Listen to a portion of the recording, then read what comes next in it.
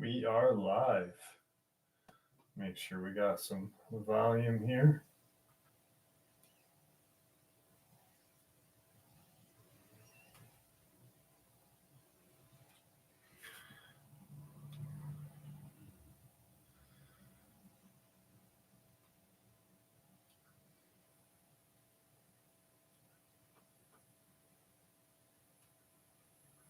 What's up, Joe?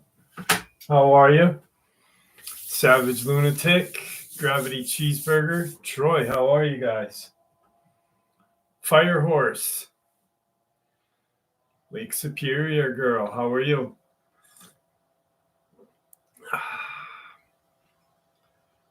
Brian, what's going on? How are you?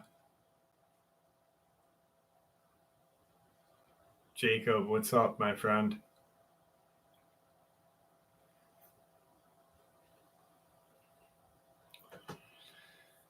There's Caden.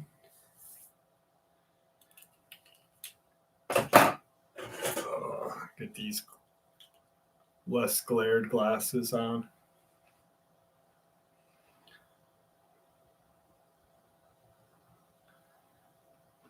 Hey, Jessica, how are you? Anna Mays, how are you?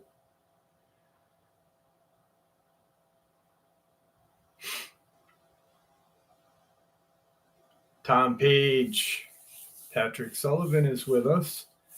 Stephen Jacob, welcome. Good to see you.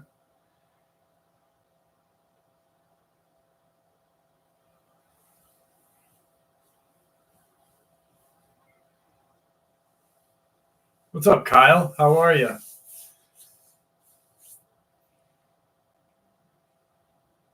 Lucifer Jesus. OG Hash. Send me an email, Brian Mons.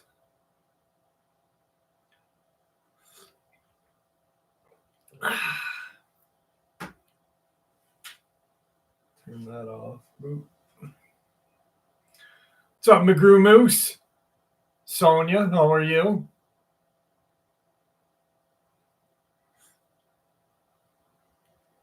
Well, I'm glad that you're here with us, Susie. I'm glad that you're here with us. 18 degrees. Wow. We had 57 degrees was a high today.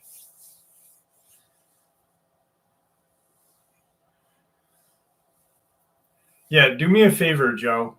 Every time you see them, just delete them. Don't report them. If you can get to it before I do. What it is it's another channel, and they do it to troll you. It's a complete channel that does it, and they're assholes. Hey, Marge, how are you? Marge, thank you for that prayer card. You can only hide. Yeah, that's hide is removing them. Just hide them.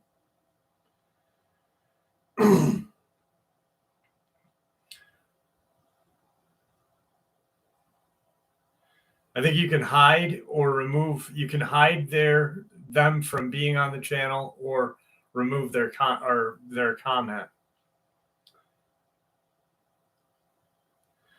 Well, OG, it's not the government. What it is it's channels that just do it to be annoying. And I don't even know. I don't really care anymore. I've focused on too much as the last couple of weeks. I've been focusing on too much.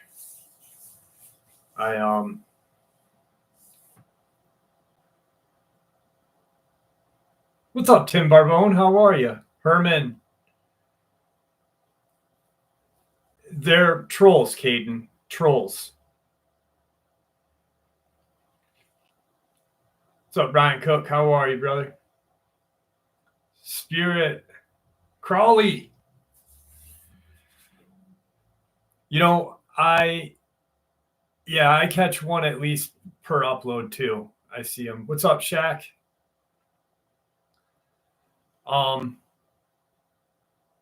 So James Moses in the house with us. Sandra. So I just want to say something. Hey, Bella. I kind of burnt myself out for the last couple of months here. And thanks, Eduardo.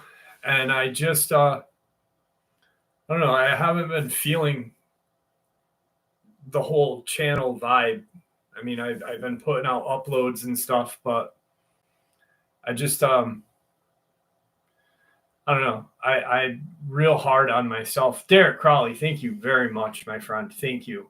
Hey, Adam, how are you? Roadrunner too. And I just been really, really hard on myself. Like, I think that I'm pushing the channel too hard and putting too much of my time. I don't have any downtime and at all. And with my dad being sick, he's still in the hospital. There's no improvement. And, with winter, my daughter got sick and having to take care of my house, my mom's house. It's just been real hard. So I just kind of really felt down for the last couple of weeks about the whole channel and about everything. And I don't know, if you listen to today's uploads, I got that feeling back today. I felt good again. I felt like I don't know. It's hard to explain how I felt. It's almost like I didn't care about anything except putting videos out. And then I just woke up today and I was like, I was in a good mood and I actually felt good about putting uploads out today. I felt good about working on videos today for you guys. So hopefully that kicks on and keeps going. Fuma P, how are you? Hey, Jane, how are you? George, how are you? Quiet Storm Angel. Thanks, Brian Mons. I appreciate that, my friend. I really do. Hey, pups. No, you're not late.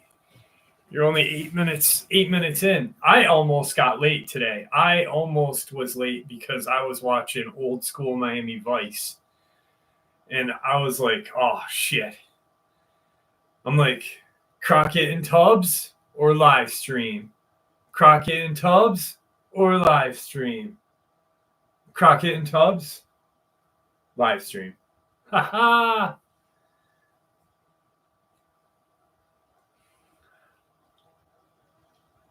Yeah, Rico. I love it in the very beginning, in the first 2 episodes, Tubbs refers to himself as Raphael, but nowhere else in the whole show does he ever. It's always Rico.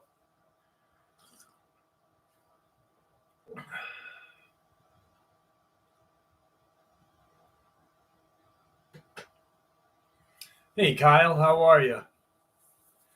Oh, well, I'm glad that I'm helping you through whatever you're going through, my friend. Thank you. What's up, Kakalina? How are you?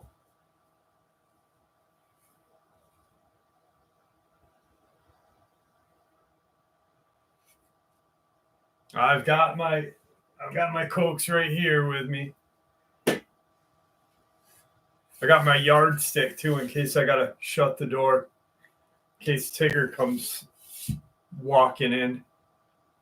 Ginger, how are ya? Hey, Dina. So check this out. I'm gonna talk a little bit about this. I'm gonna put an upload. I'm gonna work on an upload this week. But I was talking to a subscriber who happens to be in the live stream right now. And we were talking about simulations, right? And what's up, David? And I have, hey, Don, how are you? And I never really thought or bought into the simulation thing too much, except after talking to the subscriber, I happen to be just hanging out on the old porcelain throne today. And I was reading some things on my phone. And what pops up but the theory of Rick from Walking Dead being in a dream state and thinking all of that whole reality, right? That's for the time and the discussions of things, simulations and dream states and alternate, that fits, in this year, in this date. But Bob Newhart, the Newhart Show, and Saint Elsewhere, right?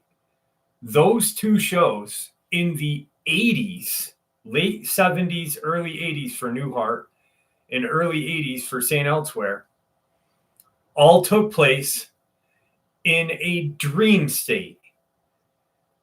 And that put it into a simulation kind of. What's up, Dark Waters? How are you? That put it into a simulation in the 80s. They were, you know what I mean? And I was like, huh. So maybe there is a simulation. But when did we cross over? When did it occur? I don't know. I'm going to work on an upload about that later on this week and figure it out how I'm going to put it in there. And yeah, I completely remembered when I was reading about the Rick and the dream thing. I was like, no shit. I'm like, Newhart woke up at the end and he's like, you wouldn't believe the crazy dream I had. And so, yeah. And this week, like I said, I have not felt on point as of lately. And it's great. And it's amazing that James Stark Waters is here right now because, and I'm going to confess right now to you guys, for the last 2 weeks, I stopped saying God bless at the end of my uploads. And if you notice today, I did. Because I'd gotten sick and tired of praying and my prayers being unanswered with my dad. And I got just really pissed. And then I realized, like I said, I woke up in a whole different mindset. And I realized that maybe my prayers are getting answered in a different way, just not visible to me. And who am I to question my higher power? So I immediately took my holy water. I took my bottle of holy water. I dabbed my thumb on it. I did the cross. And I said the Our Father. And I carried on with the day. And the day went great. So, and it's just coincidental that James is here. So I'm going to reach out to James this week. We'll start our Bible study together this week, James. Mr. Fuji, how are you? I've been really pissed. Been pissed, and not at God or anything, but it just at the whole fact that my dad's fucking sick and not getting better. And it's, Who knows?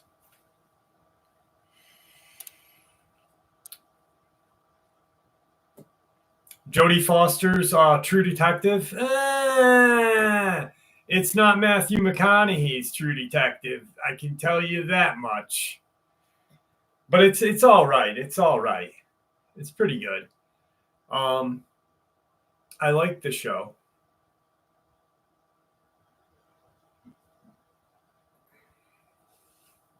Thanks, Pops. Thanks, OG. Karen, how are you? Yeah, I'm not feeling overwhelmed anymore. Hi, MS. I'm just gonna I just said, who cares? I'm just gonna do what I did before and just level off. So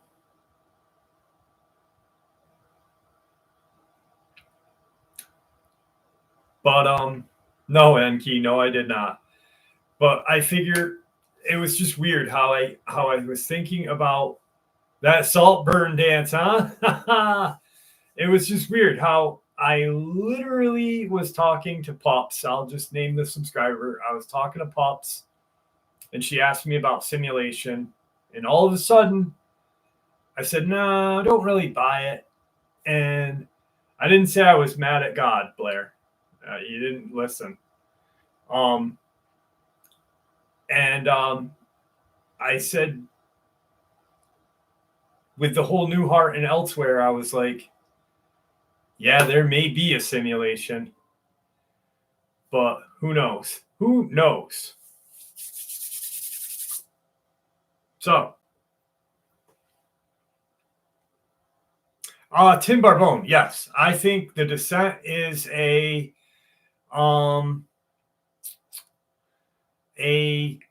soft disclosure for crawlers. So wouldn't Chud, though. Update found location where homeless are going missing. It's condemned part of the sewer off limits. I'm looking.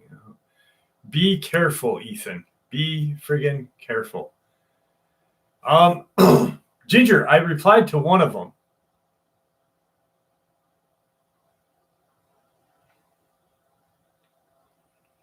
Yes, it does, Enki.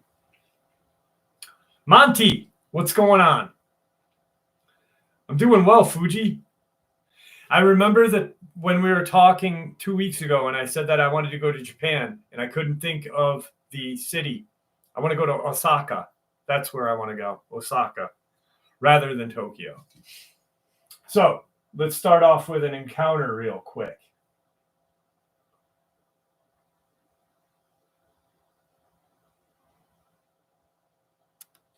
My friend says he saw a crawler, and this is his experience.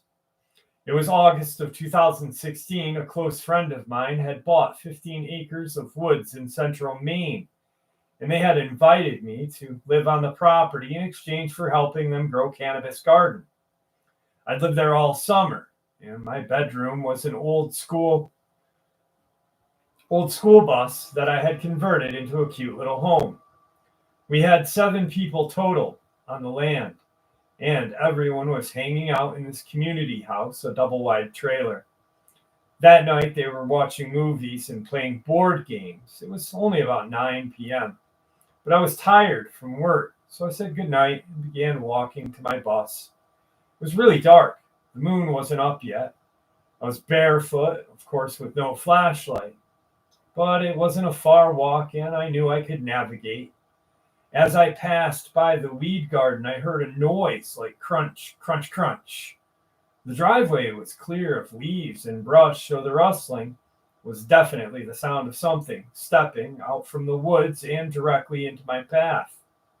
For a half a second, I thought it was an animal, but my stomach formed a knot when I realized that the steps had sounded distinctly bipedal. My eyes had been looking at my feet, but they shot upward when I heard that noise. Before me stood a creature. I don't remember seeing its legs, probably because my eyes shot up so fast and I was stunned. It stood maybe 7 feet tall. When my eyes shot up, I was facing its chest, and I had to raise my eyes higher to see its face. When I saw the face, I had the wind knocked completely out of me. The creature was a whitish, not glowing, but its skin looked exactly like pale skin under the moonlight. Remember, though, the moon hadn't risen yet. The form was humanoid, but very tall and skinny. It had no clothing. I saw a bare chest, slender arms, and the shape of its head. I don't remember ears. I remember holding its gaze for a moment, searching for eyes and seeing nothing. No distinguished eyes, face, or mouth, but the face definitely had ridges and contour. I think maybe it did have facial features, but they were so subtle or sunken in that I couldn't make them out. Anyway, the sight of its face knocked the wind out of me. My eyes fell to the ground. They felt forced to the ground. I couldn't bear to look at it. It stood perfectly still while I gasped for air for a moment. I wanted to scream, but I had no air. I felt paralyzed with fear. I took a moment and took a deep inhale, then an exhale. I looked at its face again. It stood motionless, watching me. I then turned on my heel and ran back to the community house as fast as I could, screaming the entire way. My friend suggested perhaps I came face to face with a person who was scoping out the weed garden to steal from it. This is common here, and the garden was flowering, so it was real smelly, and the locals had definitely noticed. The part I can't answer, though, is why would a robber walk right up to me? I don't know. I consider myself a skeptic, and I think it's possible that my mind was playing tricks on me, but then again, I've never been afraid of the dark or anything like that. I told my friends this story, and he said I should share it. If anyone has any questions, feel free to ask. This was probably the strangest experience of my entire life.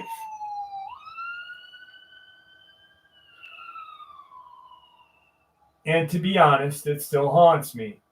These days, I'm afraid of the dark. I still am not sure if I think it was an extraterrestrial or a terrestrial creature. Human? I'm sure it sure did not feel human, although the build of the body was undeniably human-like. It was the eyes that made it seem inhuman. I shudder to think of the phrase, eyes are a window to the soul, because when I looked at its eyes, I saw nothing there, just emptiness. There was no feeling of human connection in its gaze. I do not recall any stench, and I wouldn't call it an attack, but I was definitely scared. I felt intense dread. From that moment, I realized the crunching sound was human-like two-footed step pattern rather than a four-footed gait like an animal. Data Little, thank you very much. Nikola Tesla, how are you? What's up, Luch? Hey, Taylor, how are you? MJ. Did you guys hear the friggin' sirens, man? That was ridiculous. God damn them. Don't they know I'm doing a fucking live stream right now? $20 is $20, baby. Nubian, how are you? AL Zilla, what's going on? Yeah, that was definitely a cop car. That was definitely the popo, not the ambulance.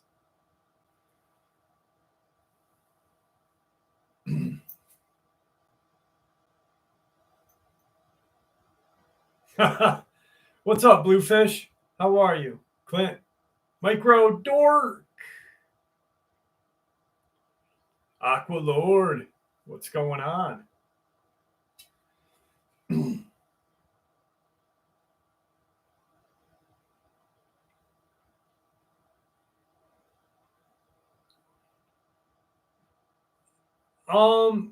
I had seen that one, Ginger, and I did like that one. I think that the one that you're talking about. What's up, Nick? How are you?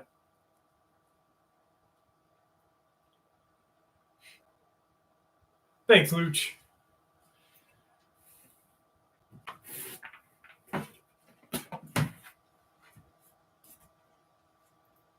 Had the old Zen in right there.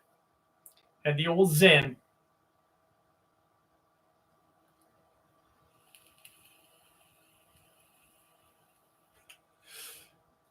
Yeah. Yeah, it was interesting. It was interesting. Putin's a nationalist. Putin's a nationalist, and there's nothing wrong with loving your country. You know, I don't like Putin, but just, I think everyone should love their country. Maybe there'd be less bullshit worldwide.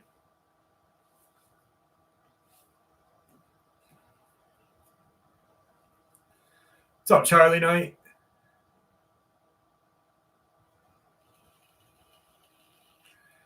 Yeah, I posted that video, Enki, a couple months back. Yep. I'm a constitutionalist. I'm a Tea Party Republican. Aqualord, I agree with you. I agree. Well, Nubian, it's not just a Dogman channel. I just shared an experience. The live stream isn't like other live streams. I'm an asshole. Oh my God, Joe. No, Joe, you are the handy woman of Maine.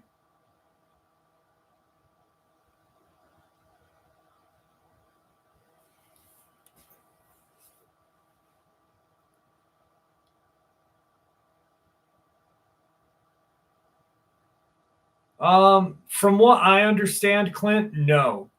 But I don't know because I'm not a scientist. You know what I mean?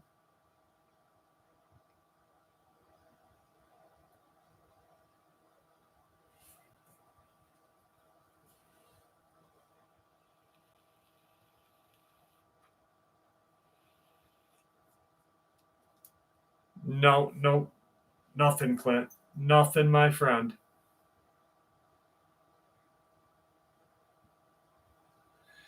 Victor wasn't a scientist. He was a hunter. And there's been no news on him. Like I said, I'm more than likely he's deceased.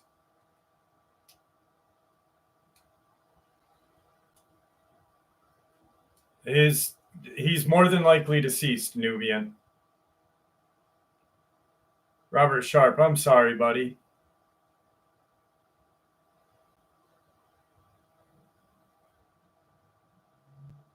Walks in the woods at night. Tyler, that's funny. My dad's been in the hospital for 3 months, Nubian, and he's still there. He's not getting any better.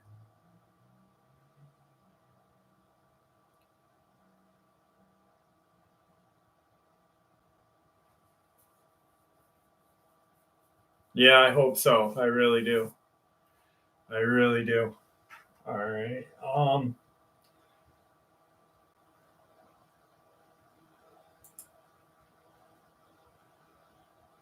Let's see what I can find for us.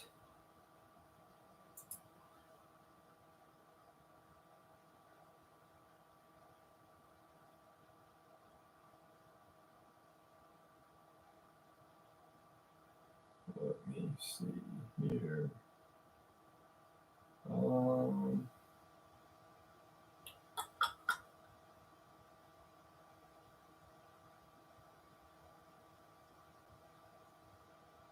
See if I can find a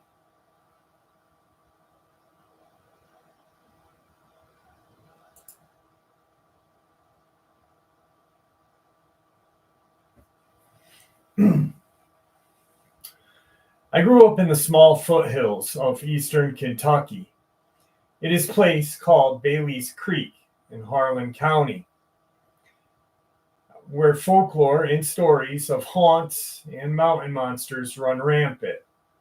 Everyone has a cousin or an uncle that has seen a Bigfoot while out hunting, or an aunt that swears she saw a ghost in the old high school at one time. So it's hard to discern what's truth and what's fiction. Most of what I've personally seen or heard while out in the mountains, I usually attribute to local wildlife. Have I seen anything that's unexplainable to my logical mind? Not yet, but I'm also not arrogant enough to think that these things do not exist. I saw someone who posted something, 90% of these stories are fiction and 10% keeps you coming back. By logic, we have to assume that 10% of all of these experiences are true and that those people witnessed something amazing and terrifying. In my small town, Dogman is a known perpetrator of many unfortunate happenings. I've heard stories of it killing chickens, trying to bust down doors, attacking hikers, or just being a nuisance on someone's farm or property. I've also heard stories of it stalking those that live deep in the woods, coming to stare into the windows at night, and even protecting them from strangers that made their way onto their land at some point. The majority of these people like to tell booger stories, as we say. They like having a grand story to tell for attention or just the pleasure of telling it. I'm not sure which, but a few are trustworthy, and they are usually the ones that will only tell their tale if asked. My granddad is one of them. Yeah, I know I sound biased because it's my granddad, but I have 6 uncles and an aunt that literally could make a living out of the lies they tell about local cryptids. And I'm more than happy to call them liars. My granddad, though, was a very logical man. He was a skeptic in everything cryptid, as well as spirits and ghosts, always looking for a logical explanation, and usually upsetting the storyteller as well by questioning everything. That's why I tended to believe him, because he never tried to lie to me and his other grandkids. If anything, he was always the voice of reason. But once, when I was younger, I asked him if he had ever seen anything before, be it a ghost or a monster. I've been hearing stories from my uncles all day about Bigfoot and haunts and wanted to know his thoughts on it. He sat there for a minute, not even acknowledging my question, but when I was about to ask again in case he hadn't heard me, he spoke up. When he and my grandmother had first bought our family homestead, they had heard a fantastical story about monsters that roamed that part of the mountains and how evil they were. My grandmother was a little scared, but my granddad said he just shook his head and went on. He figured it was a few black bears that people had been hearing and seeing, or even some bobcat, and that he was not afraid or worried. About 2 months into them living there, sure enough, he had seen a mama bear and some cubs making their way out of the mountains behind the house. So he didn't think too much when he heard something pounding on the front door one night, scratching at it like it was trying to get in. He told me that he had grabbed his shotgun before he went to the door. He tried looking out the front windows to see if he could catch a glimpse of whatever or whoever, but he could only see a large black shadow being cast on the porch. Being the fearless soul that he was, he unlocked the door and swung it open, expecting there to be a bear or a person. It was neither. What he saw that night still had him shook. When he told me this experience some odd 50 years later, he said that the door swung open. He saw an extremely large humanoid standing in front of him. It stood a good 6.5 feet, slightly hunched over as it stood on the covered porch. Its arms were long hands reaching well past its knees, which were bending in the opposite direction of a human's. He said that it was covered in thick black fur that was dense and dark, and it had a smell of a wet dog mixture with raw sewage. Lastly, the face, or rather its head, was what brought him up short. He said it looked like a German shepherd's head had been placed on a large, hairy, human-shaped body, and that as he looked at it, it cocked its head sideways and looked back down at him, its eyes showing fear and confusion. He told me that he raised his gun, and before his finger could hit the trigger, it took off, but not before he got off a warning shot right in its right calf muscle.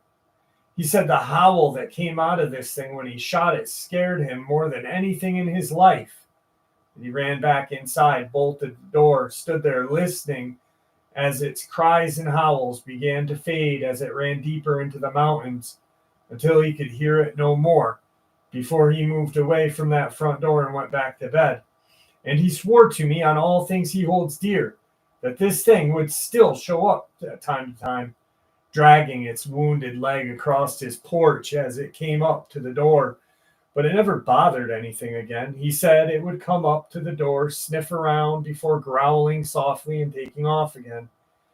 He told me that there are a lot of things in those woods that can hurt you, be it a beast or a plant, and a lot more that can scare you. But the thing that he saw that night was the scariest of them all, and that I'd best never go looking for it because I would woefully regret coming across it.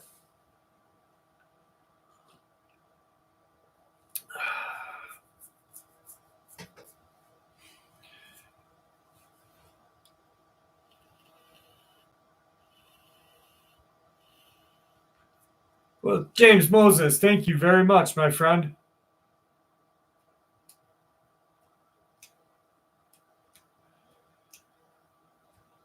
Sandhoff, how are you? What's up, Dis? How are you? Hey, Kathy. Can we blame something on CERN tonight? I did a video earlier today, and I blamed CERN on a lot of things. Actually, if you want to listen to it, it was pretty good. Hey, Melody Page, how are you?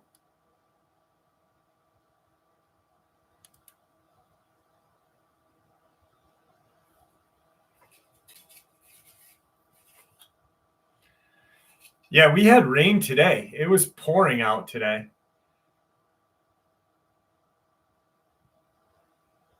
It was like 58 degrees and pouring. Do I suffer from insomnia? Yes, I do.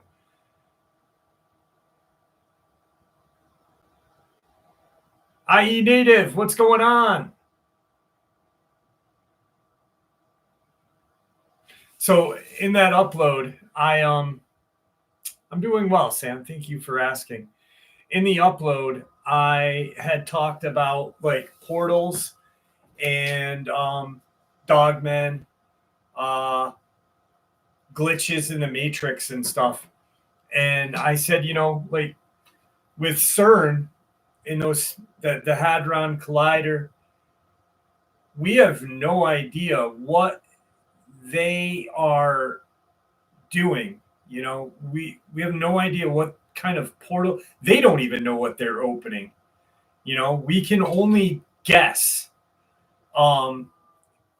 And I just like many of you have watched videos on CERN and the Hadron Collider, but anything that we've ever heard is pretty much theory because no one has been there that when the experimentation is going on. We just think about the amount of force and pressure. They could just open some portal to some alternate dimension, and who's to say that we'd even know,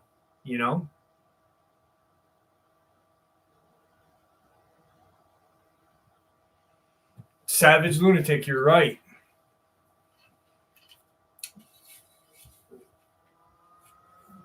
Eunice, thank you so much. Yeah, I don't know where they put that though.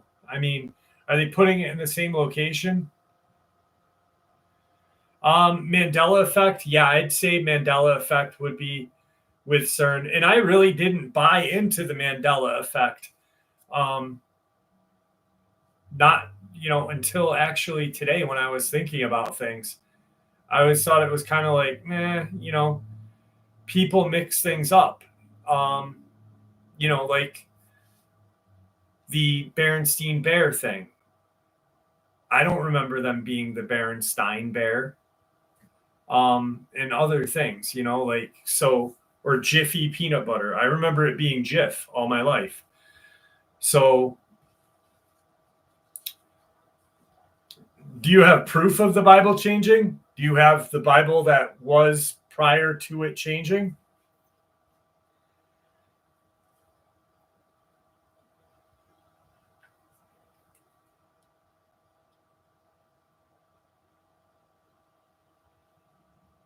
Yeah, that's what I said, Puma Pete.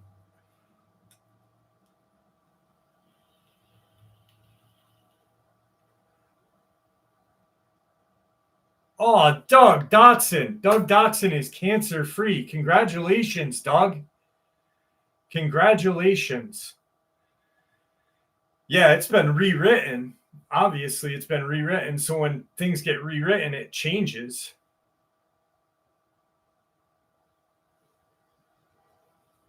Congratulations, Doug. That is an amazing, awesome, like, wow. You fought the fight and you won.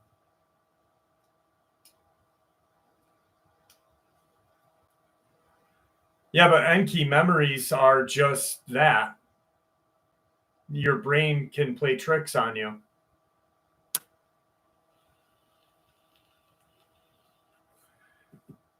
That is truly amazing, Doug. That's a blessing. Holy cow. Congratulations. God bless you. That really just, you made my night, my friend. You made my night. You really did. Wow. Fucking awesome.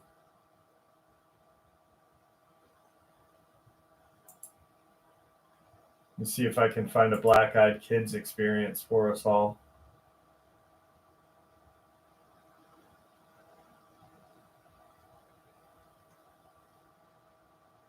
I think I've done a ton of them. I think I went through all of them I've had saved.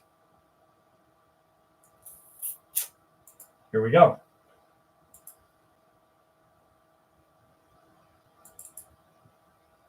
All right, Black-Eyed Kids. Black-Eyed Kids. Kathy Young, I'm doing well.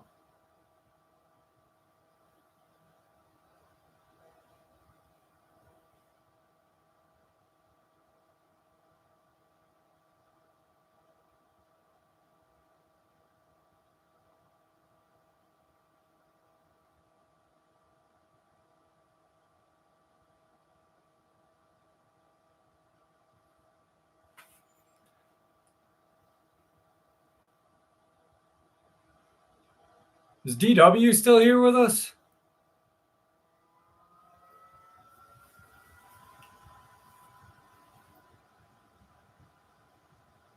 Oh, man.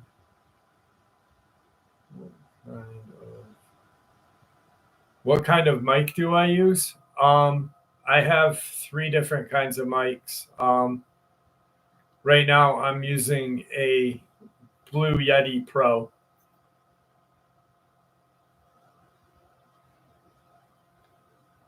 Most of the time, I use an AKG.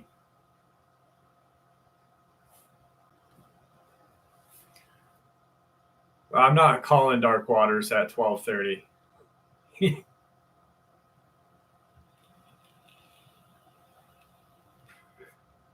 The Pro is, I love the Pro. I have the regular Blue, but the Pro is so much better.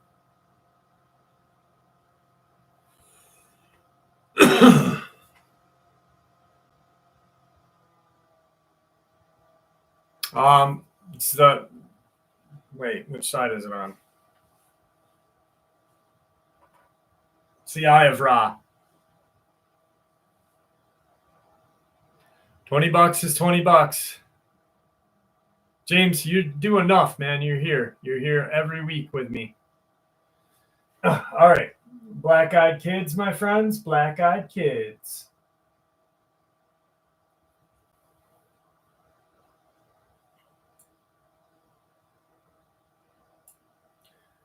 My uncle told us, my cousins and myself, an experience in the mid-'80s about a run he was driving from Nashville to Chicago, then Chicago to San Fran, then back to Nashville in the late 70s. According to his experience, he was driving through a desert in Nevada. It was around 10 p.m. He had been driving for about 14 to 15 hours at that point. He said that there hadn't been anything for hundreds of miles but sand, cactus, and snakes. His eyelids were starting to grow heavy, so he pulled right over to the side of the road and headed back to his sleeper and passed out. At around 2 in the morning, he was awoken to the sound of tapping outside of his cab. Thinking that it may be the Highway Patrol or DOT, he hopped into the passenger seat to grab his logbook before going to see who was knocking. As he grabbed his logbook, he heard the tapping again, coming from the lower glass of his driver door, followed by a child's voice saying, "Hey, mister, we're thirsty and tired. Can we come inside?" He was suddenly struck with this feeling of absolute dread. He said that it was so strong that he didn't even want to look and see who was speaking. Something you've got to understand about my uncle: in the entire time I had known him up until that point, I had never seen him scared of anything. I had seen him charge headfirst towards guys that had drawn a gun on him. I had seen him literally attack an alligator that had gotten too close to my cousin when we were on vacation in Florida. Nothing scared my uncle. However, even years after this incident, as he was telling us this experience, he had fear in his eyes. He said that they tapped on the glass again and asked once more to be let inside. Against his better judgment, he looked over at the glass and then just froze. He said they looked like two normal kids, if a little pale, but it was their eyes. Their eyes were solid black. He described them as seeming to have eyes, but also not have eyes, and yet felt like they were staring right through him. He immediately yelled out to them to leave him be. He said that they stared at him, almost angrily, for a few seconds, then just disappeared. Not like they turned away and walked off or stepped down from the bottom step, just poof, gone. He sat in the passenger seat for a few seconds trying to figure out what had happened, when suddenly they started pounding on the passenger door right next to him and yelling, "Let us in now." He said they didn't sound like kids anymore. With zero hesitation, he jumped from the passenger seat to the driver's seat, threw the rig in gear, and peeled out. From there, as fast as he could, switch gears. He said he didn't slow down until he hit California and took a different highway back to Tennessee. He did say when he saw them again later on that morning, though, he said he had been trucking down the highway for a couple hours when in his lights he saw those same two kids on the side of the road, just standing there staring at his truck. They continued to stare at him the entire time, as if when he passed by them, but they were gone when he looked for them on the side rear mirrors. He told us he found another gear in his truck that he didn't know was there. Could it have been a nightmare? Not likely, since he was obviously awake when he was driving into California that morning. Could it have been a story he made up to scare us? Maybe. But he wasn't really the scary story type of guy, as well as he told us the same story well into our adult years. Could it have been a hallucination of an overworked, sleep-deprived mind? Possibly. But he had worked these hours and had even drove this same route for many years before and after. Also, the whole black-eyed kid phenomena hadn't even been popularized in mainstream yet, and wouldn't be for a couple of decades. I'll let you make the decision on my uncle's experience.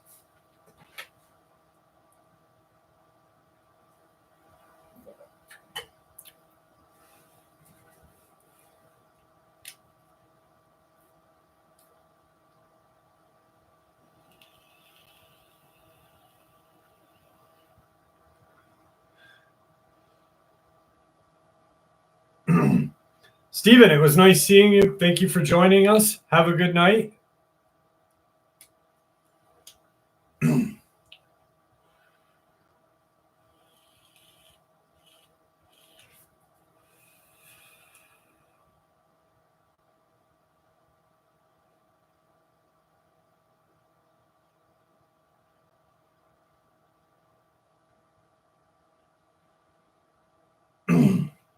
Yeah, can you imagine?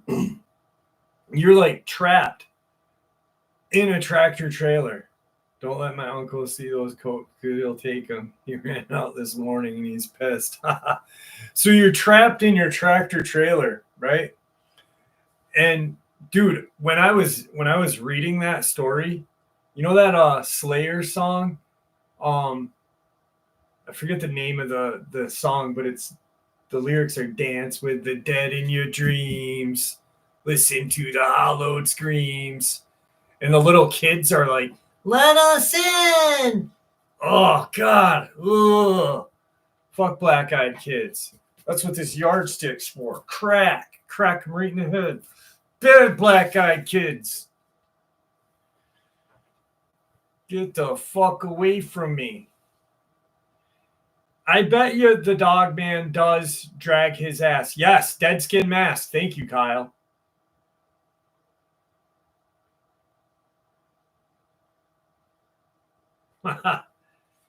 Just fucking little black-eyed.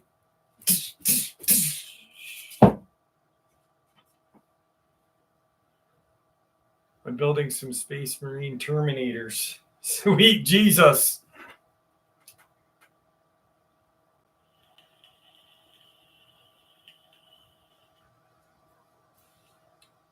Same record stuff, but dead skin mask.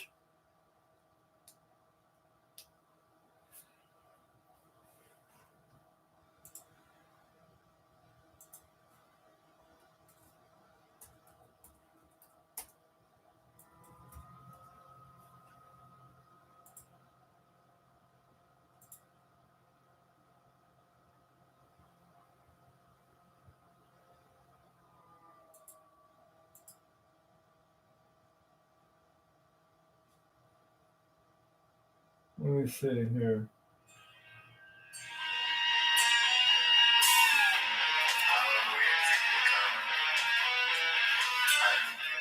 Black-eyed kids, you son of a bitch!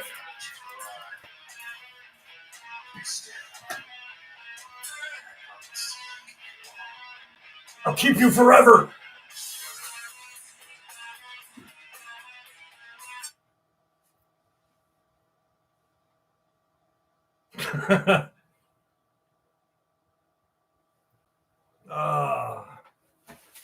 Is it time to harass the neighborhood yet?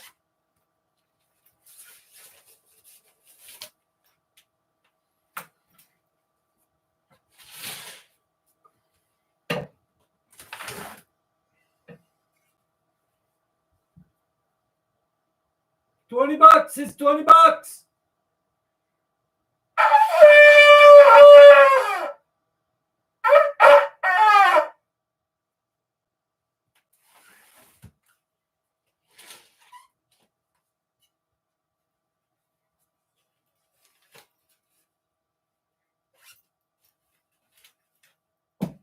My neighbors hate me. They fucking hate me. Oh man, oh man, oh man.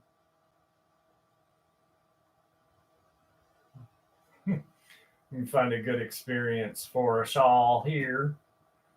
Let's find something good.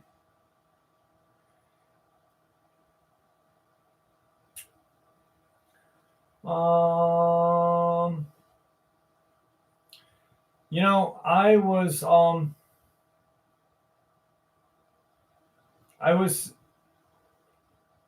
remember talking to a subscriber a while ago, and hang on a second. So I was talking to the subscriber a while ago, and they lived in Virginia, and they were talking about how in their small town of Virginia,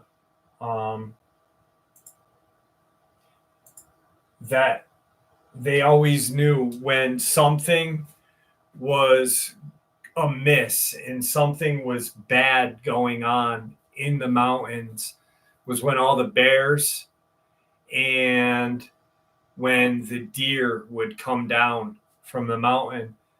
And this guy, he was search and rescue, and he had gone up looking for a lost hiker. And the hiker, they found the guy. They found him, but he was curled up in a ball when they found him by a rock formation. And he had said that the whole night, he didn't see exactly what it was, but the whole night he could hear this bipedal running around where he had hunkered down, with this like ferocious growl. But it was just, after that, a whole slew of bear and deer came off the mountains. You know it. They don't like the shofar. They do not like the shofar. My neighbors are like, what the hell?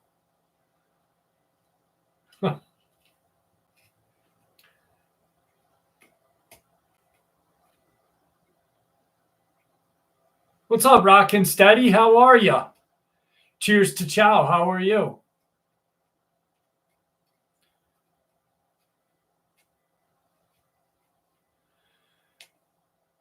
Well, Drewski, where is Victor's book? You were supposed to, well, I don't know. I have wrote the majority of it. It's not out, but I also work like 16 to 17 hours on this channel and then sleep on top of being a single dad raising a family. So yeah, it'll be out when it comes out.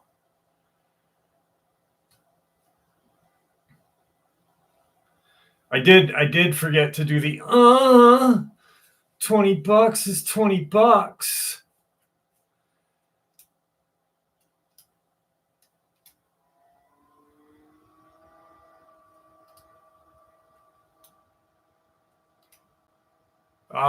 It's my dad's Bulova, Kyle.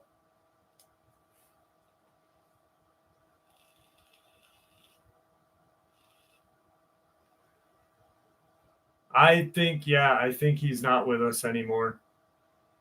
I've called his phone multiple times, and I do need an Aztec death whistle, Steph. I've been thinking about getting one of those.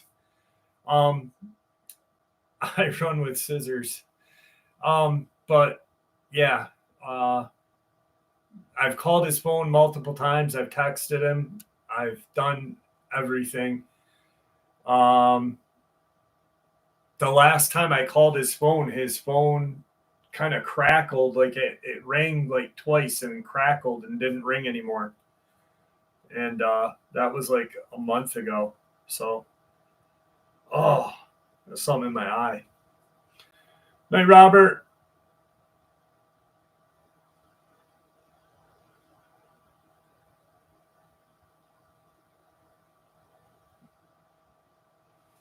Robert's gonna dream about Jeff swinging the nightstick or the yardstick, but this way. He's gonna be like, another one. $20 is $20. Just kidding, Robert. I love you, buddy. Ha ha. Oh.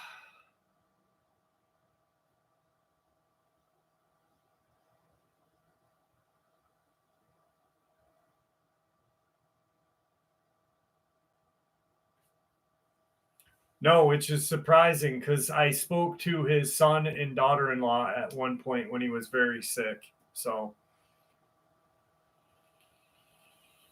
also really quick. So I made the kind of brief in the beginning of the live about how I was feeling and all that stuff. So because of the funk and the mood that I was in, I wasn't really depressed. It wasn't like a depression. It was like just this, almost like I couldn't just grasp anything. It was like I was just robotically going and doing. I've got a shitload of emails to go through. So if anyone's emailed me in the last month, I apologize that I haven't responded. I have them all saved in my starred box. I will start going through them very, very soon. Just I couldn't do much. So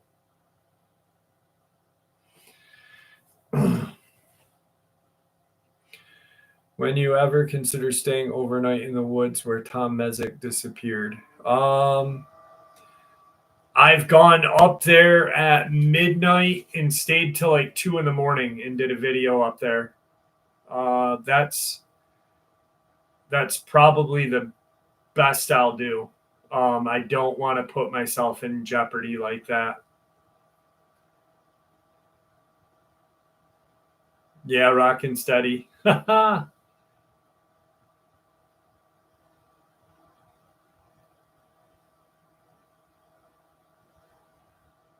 Brave or dumb? Brave or dumb, Jessica?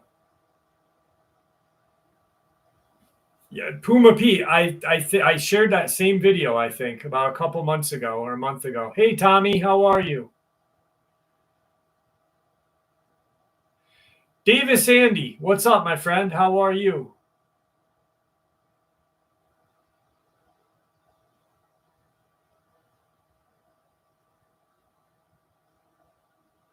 I'm doing well, Nicole. I hope you're doing well.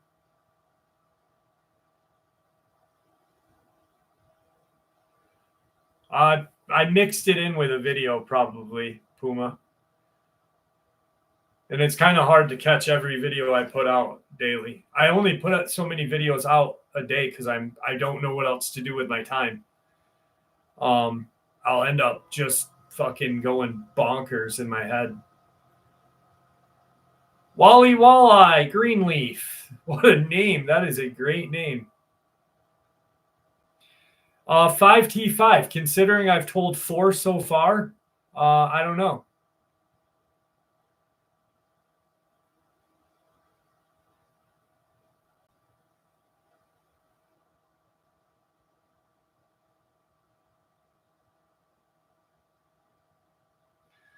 Thanks, hippie.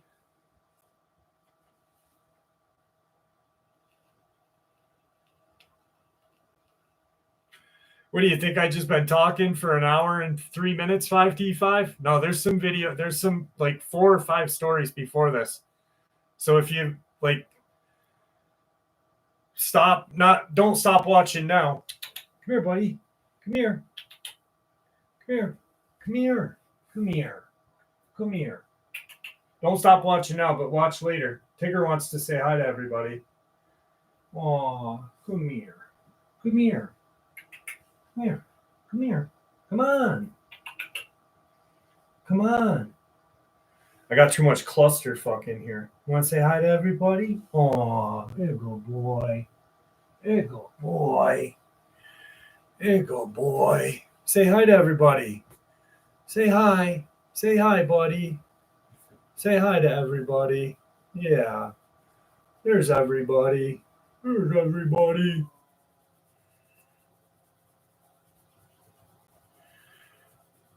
He's got to say hi, you know. He loves you guys. He hears me talking and he'll come in like, hey, what's going on? Let's see if I can read this while I'm... Here we go. All right. The night of February 27th, 2017, in the early morning hours, I was staying at a Best Western in Big Bear. At approximately 12:35, I walked to my car alone to retrieve my luggage. It had been snowing and was extremely dark.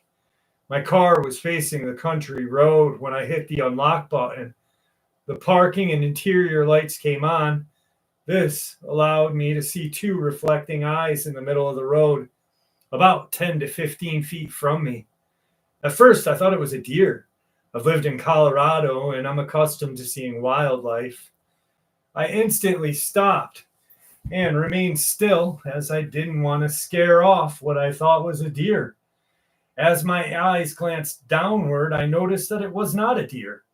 It looked like a white, hairless, naked man on all 4s. It was at least 4 feet in height, on all fours, probably be around 15 feet if it stood up straight. There was a brief moment as our eyes made contact. It then, as quickly as I'd ever seen any animal turn around and run as fast as a cheetah away from me, straight up a tree. I was frozen in disbelief. I said aloud to myself, "You've got to be flippin' kidding me." Just as I was going to convince myself that this couldn't be possibly happening, it leapt from the treetop to treetop. I could see its full outline as it did so. I have never heard such a creature. I'd found some other videos and pictures online that may have possibly looked like what I saw. The speed and strength this thing had was like nothing I had ever seen before or heard of. The creature was definitely solid. It appeared as if it was coming toward me, possibly hunting me. I don't know what stopped it. Was it the lights when they went on? It had no visible genitalia. It had very human-like qualities. First, it was a new moon, and I believe it was an eclipse that day. There was a creek across the road. I don't know if that has anything to do with it, but I was also a day from menstruating. If this was a huge-eyed gray alien, that would have made more sense. I've heard of those. This was unlike anything I am familiar with. Dude, he scratched my leg when he was sitting there. Ow! Cock shooker.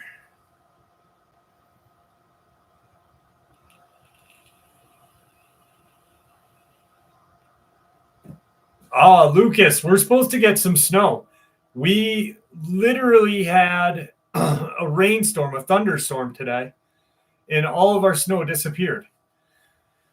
So then they said we're going to get hit with, I think, Janie, you'll probably get hit with it too. A nor'eastern is supposed to rip through. So I know. Cats are, I don't like crawlers. And that one scared me because, first of all, how they described it, it was naked and it was on all fours. Now, if it looked at them and said $20 is $20, lady, can you imagine that? How scary that would have been?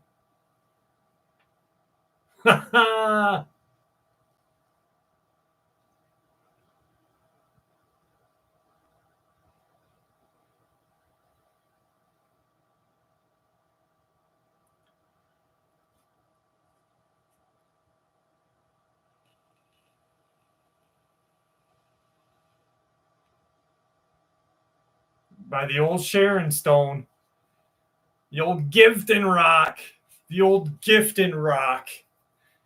You know what he's getting gifted? Bigfoot Seaman.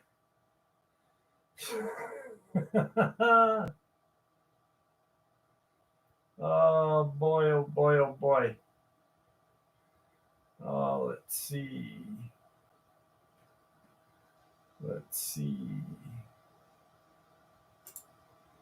This one's weird. You'll like this one. This is a little different, a little more different than what I normally do. In April of 2000 in Fresno, California, my friend picked me up in her car. We were slowing down to stop at a red light. There were cars to the right of me who were already stopped at the light. As my friend slowly pulled up to the car to the right of us, the driver of the car slowly turned her head and looked at me. She was fully turned her head in my direction. She smirked at me. Then she transformed her head into a reptilian face and head. It looked like a lizard with shades of brown, a burgundy red color, and a little bit of tan. Then the face shifted back into human face, and the woman drove off. When the face was shifting, it had a blue aura around it. I heard another experience about a blue light being seen right before this person being recorded disappeared on camera and the video was removed. So it makes me think either the reptilian is using technology that cloaks their real identity or energy shows up as a blue light when it shifts.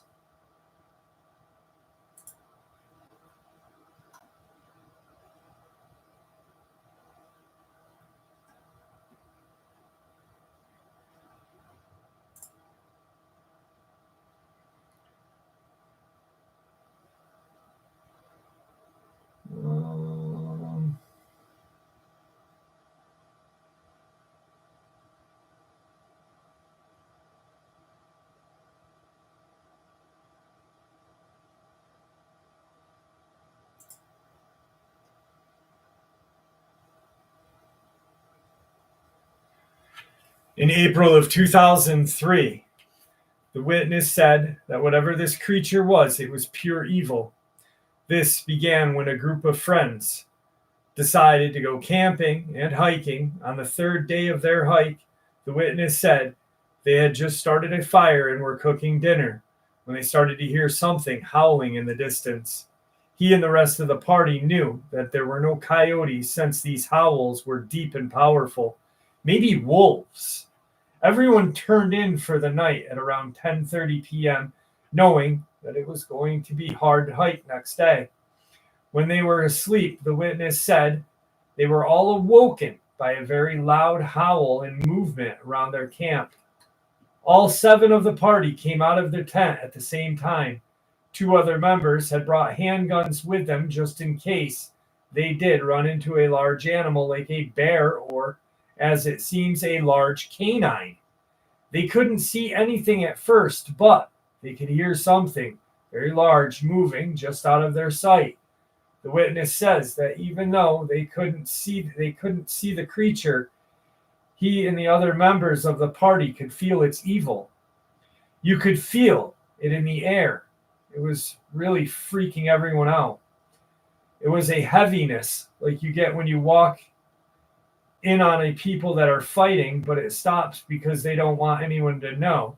A feeling of hate, he thought. Everyone else is talking and concerned about that strange feeling. We would hear very large sticks breaking, but still no sign of this creature. Then came another loud howl, which made them jump out of their skin. At that point, they were all starting to get very scared, with the 2 friends having their pistols drawn and ready to fire, when one of the group members screamed out saying that she had seen something huge, and it was on 2 legs. She was visibly shaking as she was telling what she had seen. The flashlights were really starting to go to work, shining all throughout the trees. Then from behind them came another loud howl, which made the witness' chest reverberate. Then they could hear it moving once more, as if it was hunting them. One of his friends said that this is not good. Everyone needs to get close to the fire, and it needs to get built up fast. So they started placing more firewood, eventually giving off a good glow throughout their camp. Now this is when they all say that they saw this creature. The witness said that it was standing at least 7.5 feet tall, with having a wolf's head. It was silver with white markings while standing on its hind legs. It was 20 to 25 feet from us, just staring with greenish yellow glowing eyes, which made our blood run cold. It stood there for a good 15 to 20 seconds, just staring with its arms down to its side. It did look like it had hands, but was tipped with long claws that looked to be 2.5 inches in length. The torso was human-like, though its shoulders and chest area, but its belly looked sunken in. The legs could be seen only above its knees, with bushes covering its lower part of its legs. The witness said the creature is out there, but he doesn't know if it was a werewolf or what. As this creature was standing there, the witness friend that had the pistols out started to fire at the feet of the creature, causing it to growl and show its long canine teeth. Then the creature bolted to the left, making howling noises once again. The sounds of limbs and twigs breaking were fading as the creature moved off. They didn't hear the creature for the rest of the night. Regardless, after their encounter, none of the parties were going to sleep.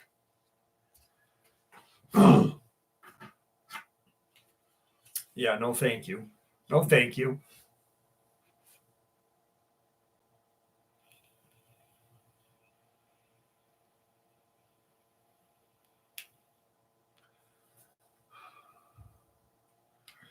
Yeah, I don't know. It's probably your end on that, Andy.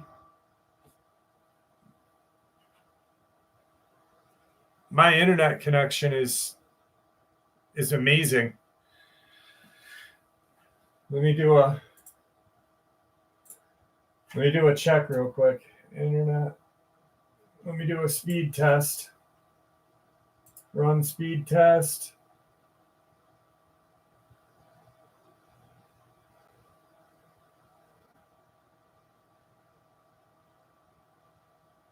I'm at 310.5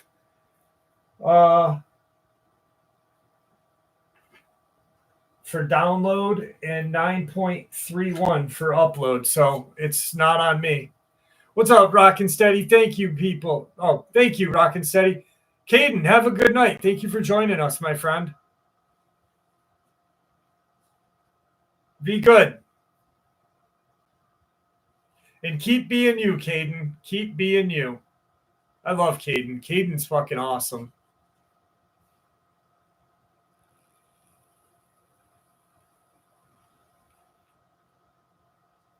Happened by an old abandoned building by a patch of woods in 2006. Tyler, you want to send that to me? Hey, Jenny, how are you?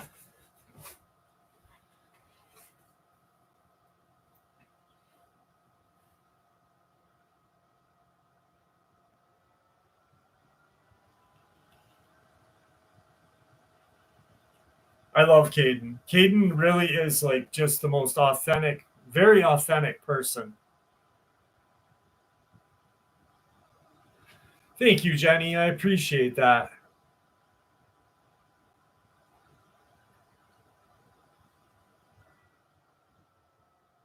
$90 miles an hour. What was that, Mr. Fuji?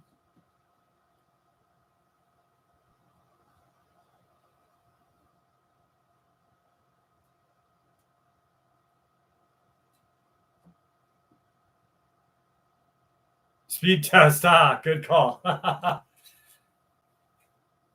Mr. Fuji. Sorry, guys. I get a little excited sometimes. I'm like, yeah, it's my ADD.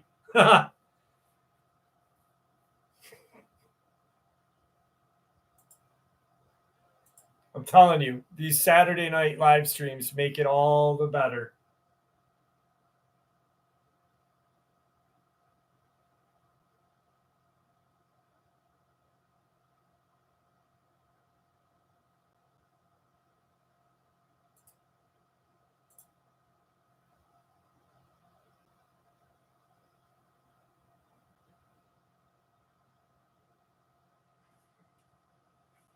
So this next experience I'm going to share with you guys, no,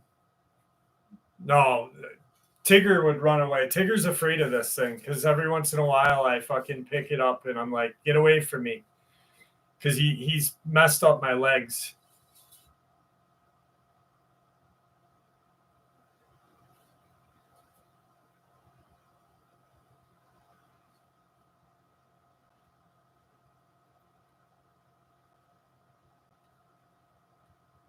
Thanks, Tommy.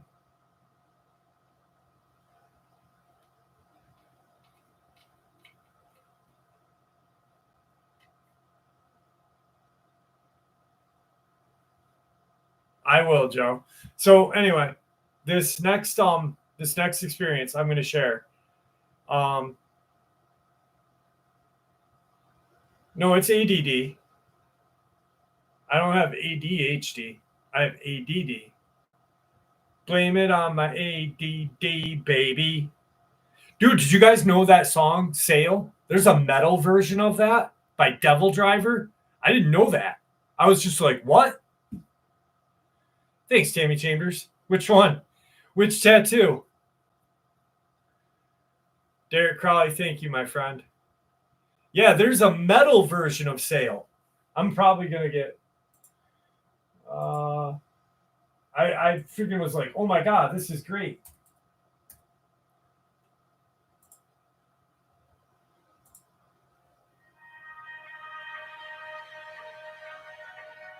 Can you guys hear it?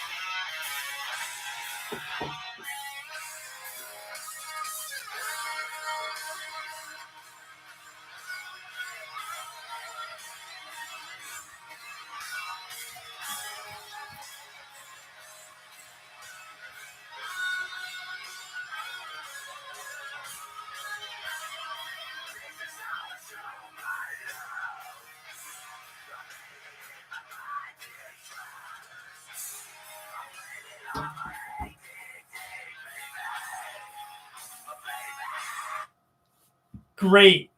God, I love that.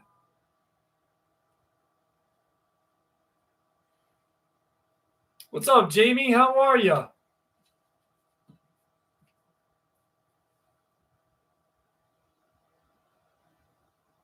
Pennywise. I listened to Pennywise like years ago when I was a little kid. Back when I was still in high school, and Revolting Cocks.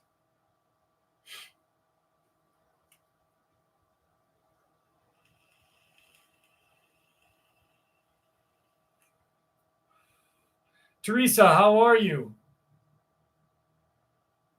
Dude, you have to respond to my email. Just no, I appreciate. I'll respond, George. Trust me. Like I said, I got to get to them all. Good night, baby girl. I love you. I'll check on you before I go to bed. Love you, pumpkin.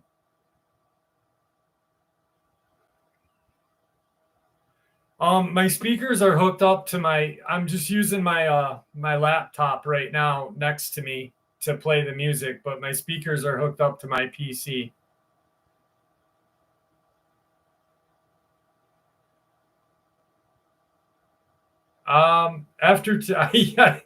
Me and my daughter got in a little argument today, so she was kind of mad at me, but I'm pretty good, Dad. Biohazard is the greatest freaking New York State hardcore band ever. Best, just love Biohazard. Biohazard will always be my favorite hardcore band.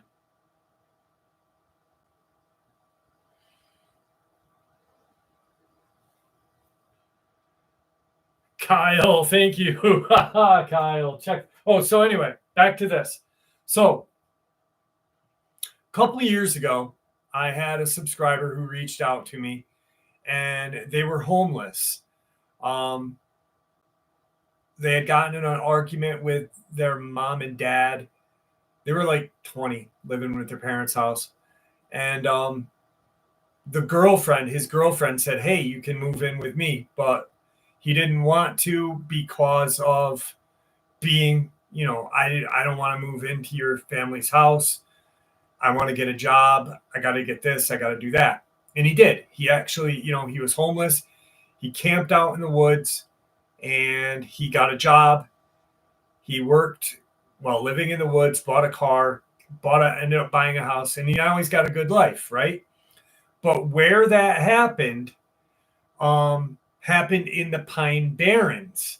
And ironically enough, the next experience I'm going to share with you is from a homeless couple in the Pine Barrens.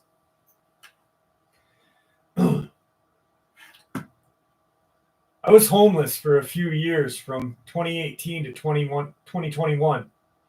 And I used to stay in a tent with my ex-boyfriend in the Pine Barrens of New Jersey. I always had to end up moving my tent spot eventually because the cops would find us. Either way, I had spent a lot of time in the woods at night. One night, when walking back to my tent, I heard something down the trail a bit. I shined my light in the direction of the sound to be met with glowing eyes reflecting on my flashlight. However, where the eyes were made it so whatever I was looking at was taller than me, and I'm 5'8". There is no animal that is that tall in the area. I turned to my ex and tell him to start going to the tent faster. He could tell something was off, so he asked if I was all right. I told him I'll tell him when we get to the tent because I have always been told not to acknowledge such creatures or spirits as it gives them more power. Then some nights there would be smacking on our tent. It would hit all sides of the tent. We would look out the tent windows and check outside of the tent, but we would never find anything or hear any footsteps. Another night during the summer, we decided to go for a small hike at night because it was way more of a tolerable temperature. About 15 minutes into the hike, I started feeling paranoid, like we were being watched. 5 minutes later, I heard a maniacal laugh coming from somewhere in the woods. I couldn't pinpoint which direction, though. My ex asked what was that, and I loudly said, I don't know, but whatever it is needs to stop. As soon as I said this, multiple maniacal laughs started. My ex and I turned around and walked back for what felt like the longest 20 minutes. Another time, we found a severed coyote head with something hung in a tree beside it that had a tooth in it. And lastly, one time, I was with a friend parked on the road far into the woods so we could smoke. The passenger window was down, which is where I was sitting. The woods were right next to me. Again, the feeling of being watched overwhelmed me. 2 minutes or so later, I heard hello and then John coming from the woods. I tell my friend to turn around. We have to leave. I didn't tell her why because, like I said, I don't like to acknowledge these things until I'm far away from them.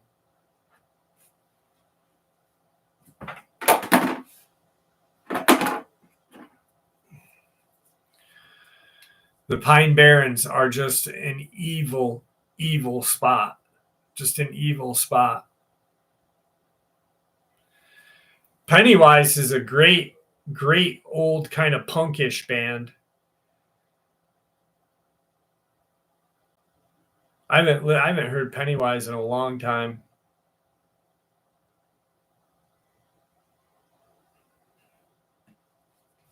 I remember when I first met Paul Pedersen Jr.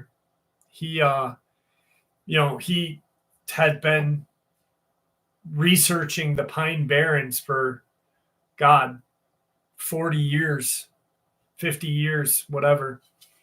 And he had never heard of Dogman. And I reached out to him and said, hey, how are you? This is my name. This is who I am.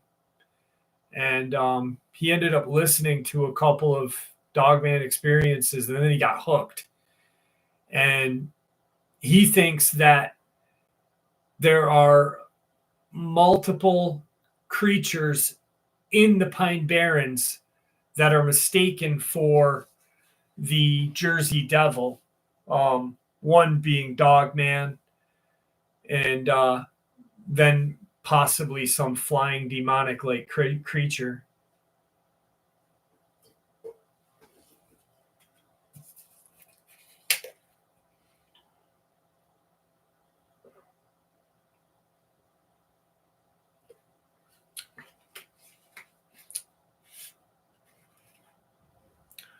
Good evening, Jeb. How are you?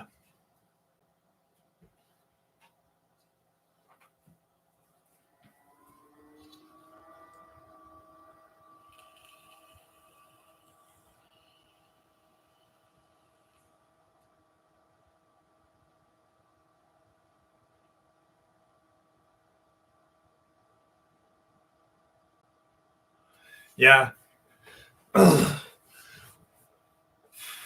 You ever heard of any basketball-sized yellow orbs? Not yellow, but I think there are portals in the Pine Barrens as well. Not yellow, but blue. Dropkick Murphys. Holy shit. Now we're talking some old music.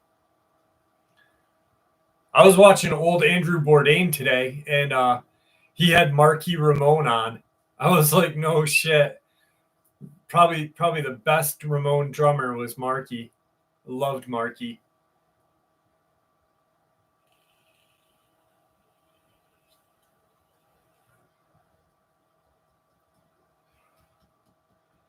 How about Jello Biafra?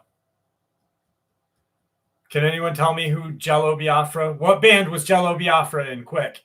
Jello Biafra. Hey, Monique, how are you? Nobody knows? Dead Kennedys. Yeah, Aaron knows.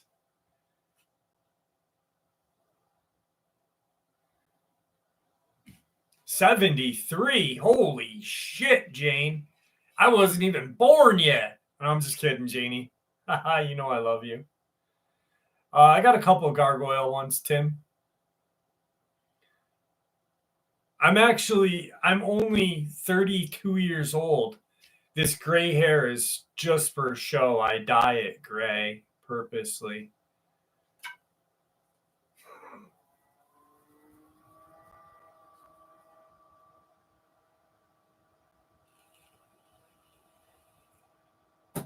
I graduated in 94. 94.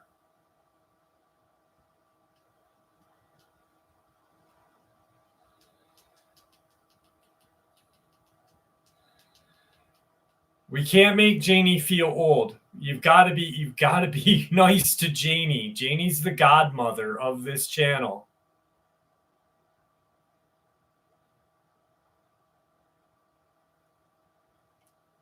That's probably it, Kyle. That's what I said when you said about that 125. I wrestled at 119 and 126.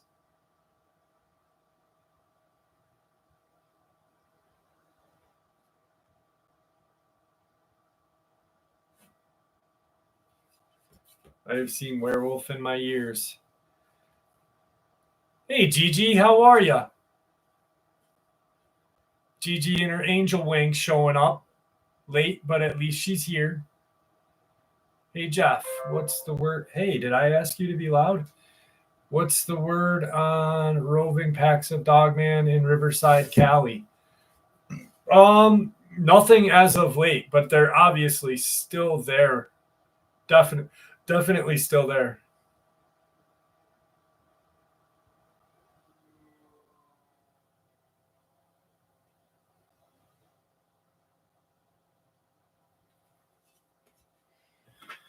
Let me see if I can find one for us. Since y'all are talking about gargoyles. Gargoyles.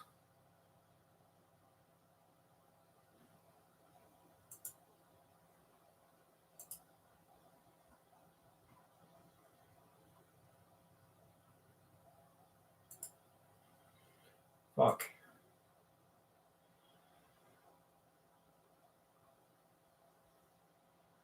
I know I have one.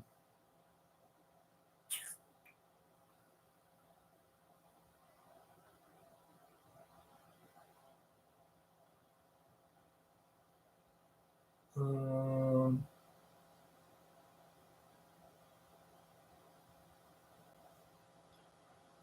me see.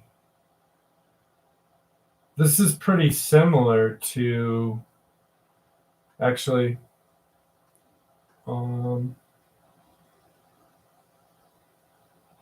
cocksucker, where'd it go?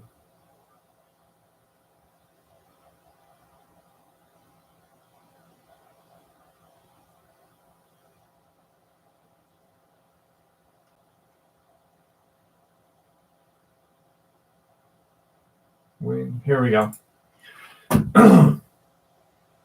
This is similar to a gargoyle, but this is going to sound totally unbelievable, but I swear I saw something like a flying monkey one night.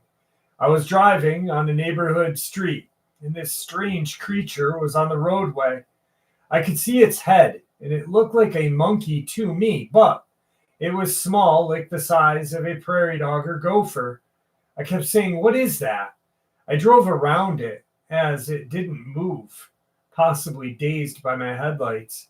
My friend thought it was a possum until we passed it, and we both said, "That's not a possum." I quickly turned around and saw a huge set of wings, way too big for that animal, flying away. Now, obviously, I said that had to be an owl or whatever. It was just got snatched up by a giant owl. The problem is this thing had the head and neck, and it was standing on 2 feet, leaning forward as the car moved. I'm so confused as to what I saw, even though I was close to it. I mean, I've seen owls all the time, big ones too. I know what they look like. The thing in the road was not an owl. If it was a mutant owl. Even if I admit it was probably an owl, its wings were still too far large for the size. I have no idea what I saw. I live in Florida, and although I live near Jacksonville, in South Florida, there was a Walmart that had monkeys living in the parking lot due to the owners letting them escape. So, is it possible that an escaped monkey, although extremely unlikely, but wings? The whole thing has me confused. Florida man.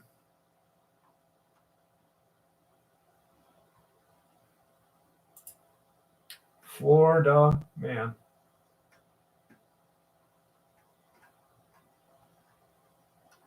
I want to find a gargoyle one. I know I have one.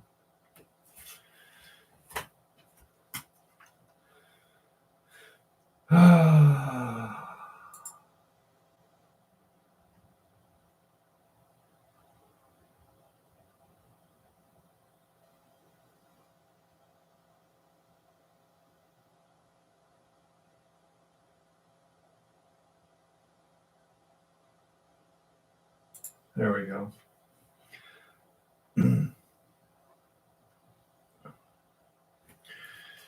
Once, when my family and I were living with my aunt and her family in McMinn County, Tennessee, my brother and older cousin swear they saw this strange creature. My aunt and uncle and mom were going to the store at around 8 p.m. one night, and I, not wanting to be stuck in the house with my brother and cousin and their two other friends, went with the adults. We had been gone for at least 2 hours. When we pulled into the driveway, all four boys sprinted out of the house terrified. Two of them had shotguns, and immediately our parents demanded to know what happened. This group of boys from the ages of 10 to 14 were in tears, all trying to explain at once. Eventually, we got them to calm down enough to understand what they were saying. For reference, my aunt and uncle's house is in a very rural area in the Appalachian Mountains. They have a bit of woods and a creek you can see from the back porch. And there is a fire pit halfway between the porch and the creek. So, anyway, the boys said they opened the sliding back door and sat their feet hanging out because they wanted the breeze. Then my brother noticed two red eyes glowing in the dark. All being hunters, they weren't frightened at first, thinking that it may be an animal. But when they looked harder, they knew it was not. It was shaped like a large man. It had casually leaned against a tree it was standing next to, and it waved. The boys started to freak out, and right before two of them went to go get their guns, it jumped, revealing large wings that spanned the width of its arms and flew mere feet above the ground to stand by the fire pit. My brother said he didn't move, and he and this creature locked eyes with each other. He was paralyzed. By the time our cousin and their friend came back with the shotguns, it was gone. My brother said it was there, and in a blink of an eye, it just wasn't. They took this as a good sign and closed the back door and huddled in the living room until we got back. Now, mind you, these boys don't scare easily. They've been hunting most of their lives. They've killed deer, bear, wild boar, pretty much any animal that you could kill. These boys were mortified. I'm not sure if any of them slept that night. They were not all right for a few weeks after that. It's been almost 10 years since this happened, and to this day, both my brother and our cousin won't joke about it. They get nervous anytime it's brought up and demand that we please do not talk about it again. Dude, can you imagine it's like this? I think it'd be better if it went.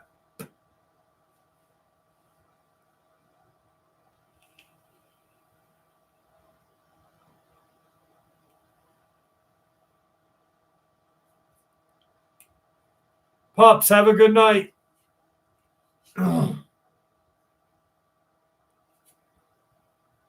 Nino, you sexy MFer. How are you? Never had my own encounter, knock on wood, but I am a believer of all things supernatural. Have you heard of Dogman encounters in Arkansas? Penny Aller. Yes, I have. And welcome to the channel.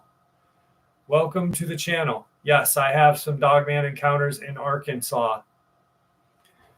Oh, I have a photo of a werewolf with a saying, "Where's my darn coffee?" That sexy MFer is in the house. Nino!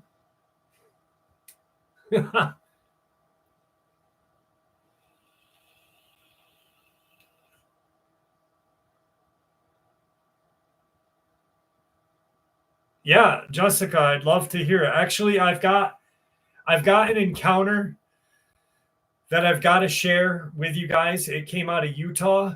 I'm gonna probably share it Monday morning. It's absolutely mind blowing. It literally, I was like, when I was talking to this guy, I stopped him for a second and I was like, listen, I'm like, you don't have to tell me that this is going to sound crazy because I've heard crazy. I've had my own encounter, and whatever you tell me happened, I'm going to listen to you. And he told me. And then after he told me, I thought about some experiences I've heard in that general vicinity, and it made a lot of sense. And it was absolutely fucking terrifying. Arkansas, hang on one second. Well, what's this say right here, kids? That says Arkansas, or Arkansas is actually what it says. Arkansas.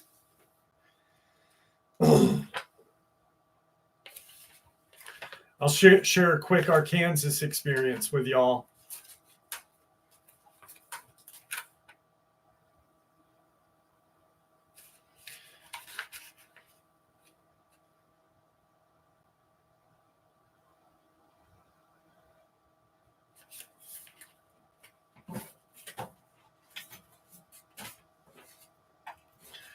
You guys ready for this one? This one's going to be a little large.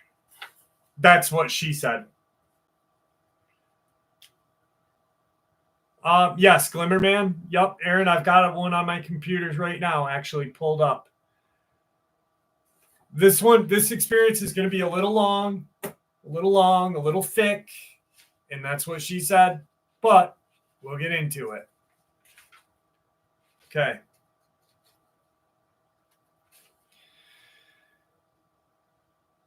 This is a subscriber from Arkansas, by the way. Hey, Jeff. My name is Michelle. I'm 54 years old. My husband Carl is 46. Oh, Carl, getting the sugar, mama. We are both prior military, and my husband's been in combat on more than one occasion, so he suffers from severe PTSD. We both have our BS from UCA, and we've been happily married for 21 years now. So we are not a couple of flakes. I grew up in the foothills of the Ozarks in a town called Shirley, which only has a population of 336. Surely it doesn't. So I occupied myself in the woods growing up. In fact, when I wasn't in school, there's where I'd be found, in the woods. My dad was a rock mason and a wood carver. Being his only child, I was raised a tomboy. He taught me about plants, animals, and how to hunt. Steve. So I'm very familiar with the woods here in Arkansas. My husband grew up in the shadow of White Rock Mountain in a little community called Pleasant View here in Arkansas. His father served in special forces during Vietnam and taught him how to be a survivalist from birth. So we are both at home in the forest, to say the least. Back in 2010, we were spending the night with a friend of ours by his name of Austin. He and my husband were very close. He lived in an old single-wide trailer. It sat on a hill in a way so that one end was higher than the other. The tongue end was about a foot off the ground, and the other was about 4.5 feet off the ground. So the small sideways rectangular window in the bathroom was about 8 feet off the ground. Austin lives in a community that is way out in the sticks, just outside of Plummerville, Arkansas, which we will not mention in order to respect his privacy, or privacy as they say in England. It was a pleasant summer evening, and we were hanging around the house. Carl got up to take a shitter, and he didn't say that. Carl got up to use the bathroom, and we just stayed and talked. He hadn't been in there long when I heard him calling my name. I noticed that his tone sounded strange and off. I rushed back to the bathroom to see what was going on. When I opened the door, the first thing I heard was a low rumbling growl.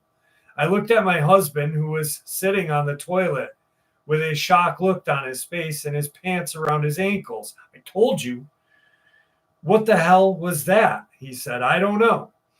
With it being dark outside, I couldn't see anything out that long, skinny window, so I ran over and turned out the light and went back to the window. The street light was just out of my line of sight, but still illuminated the end of the yard.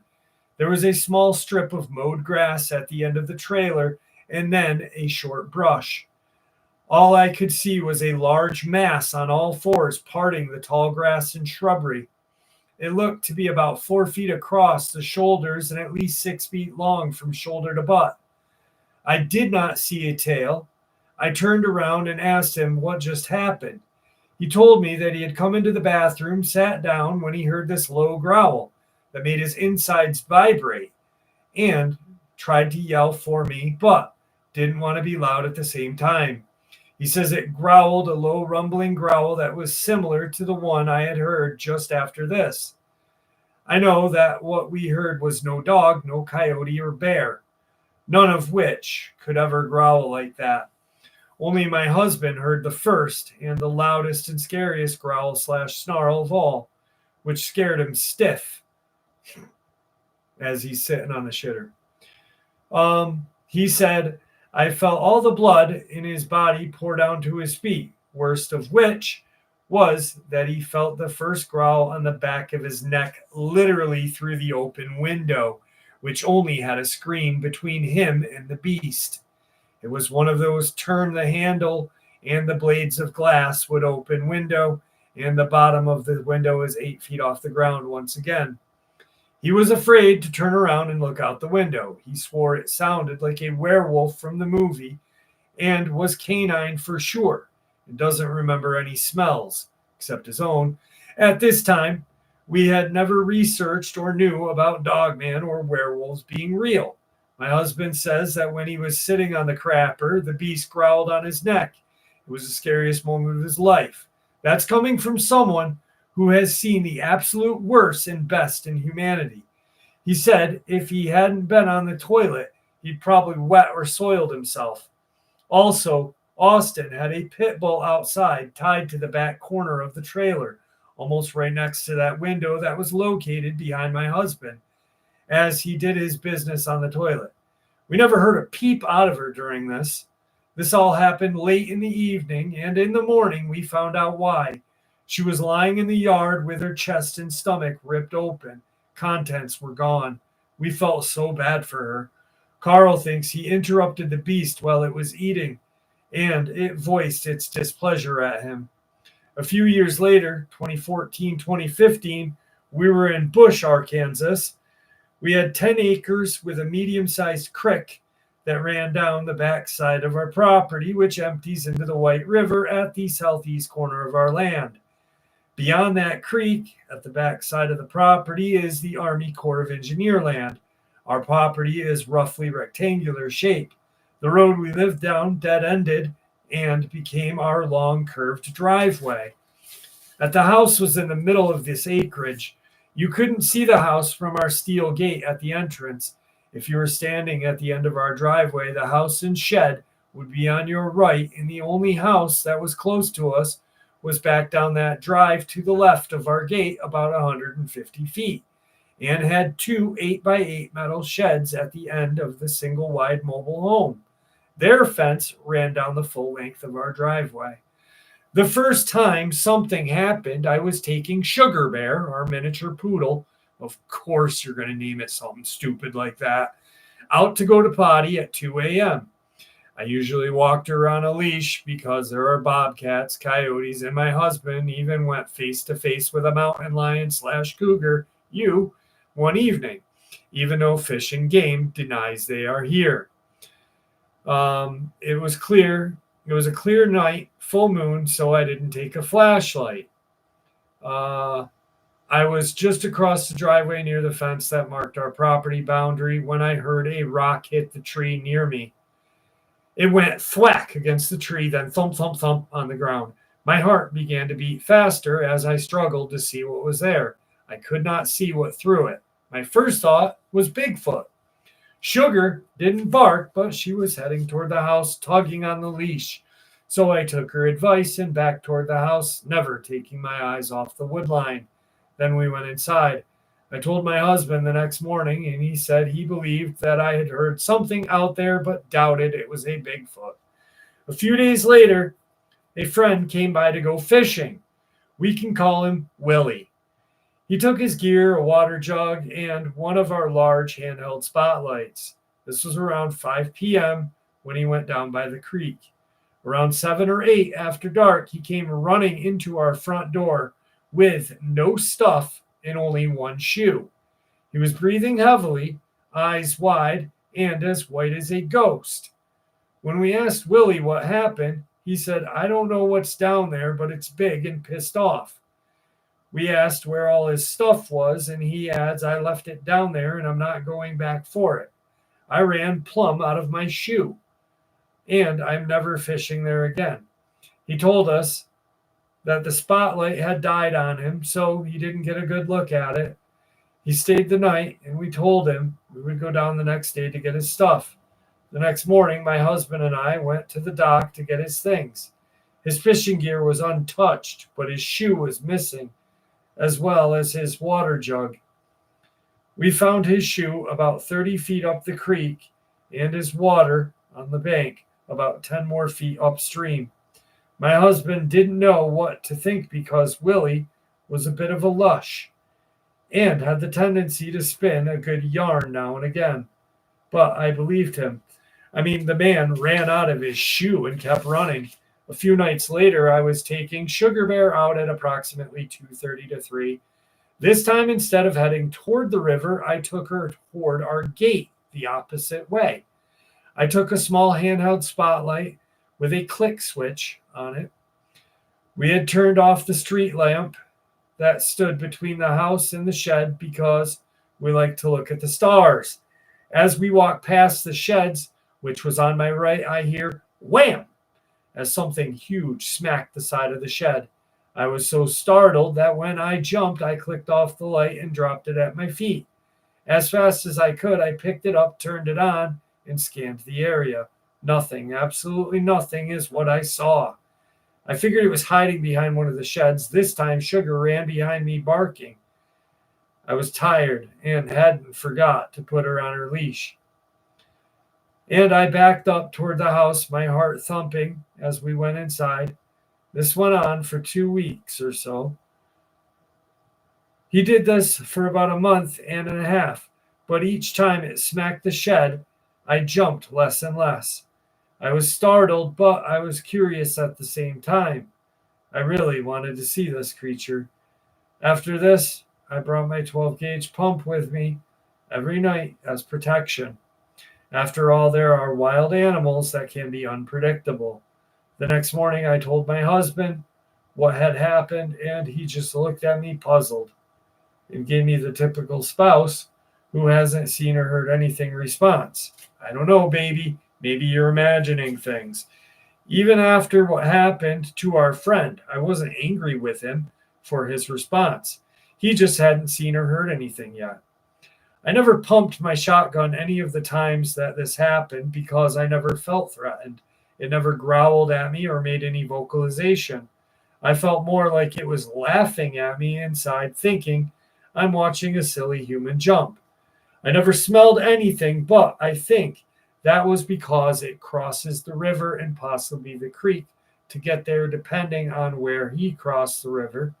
One morning, I was on the back deck of the barbecue dinner with One evening, I was on the back deck of barbecuing dinner when down where the creek and river met, I heard a loud grunting sound.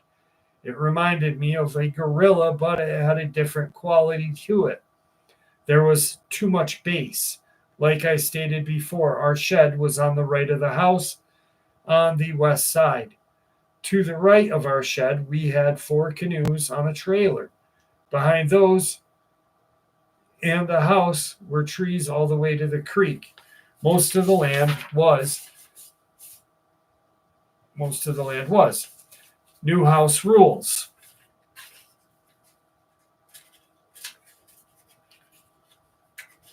New house rules that none goes outside at all without their 10 millimeter. My husband also bought 2 Rock Island VR-80 semi-automatic shotguns with magazines. He turned our UK XL Denali into an adventure vehicle and is planning to get 2 more guns. A Ruger precision rifle in 300 Win Mag and a Marlin lever action 4570 before we move back out into the country again, which I hope is soon. Thank you for reading and allowing us to share. Gravity, have a good night.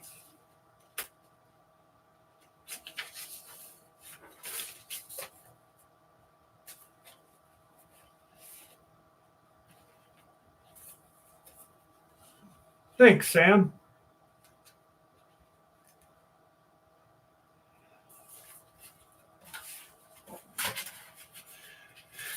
Andy Davis is getting chased by black-eyed kids. Andy can handle himself, just as long as they give him $20, right? You're welcome, Nino. Thank you for listening, and thank you for coming.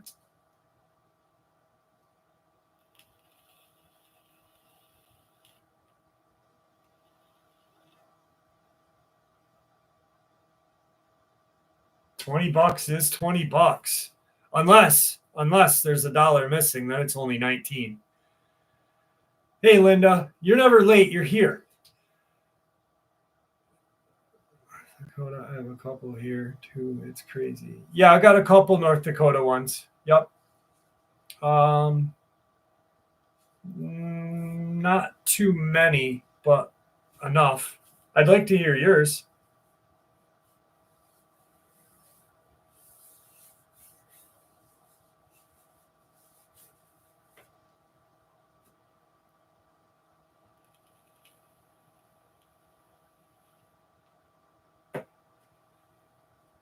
Please do. Please do. Anastasia, how are you? And your sister, Amanda. Thank you for joining us.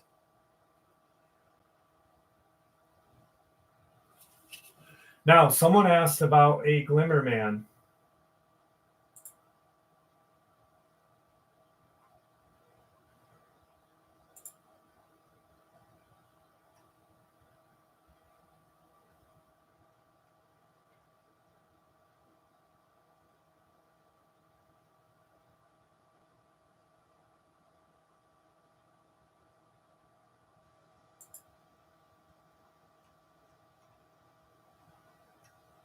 Why can't I find it?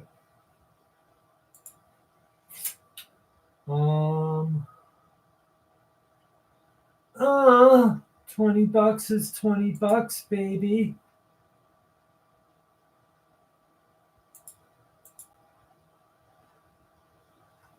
Okay. My encounter with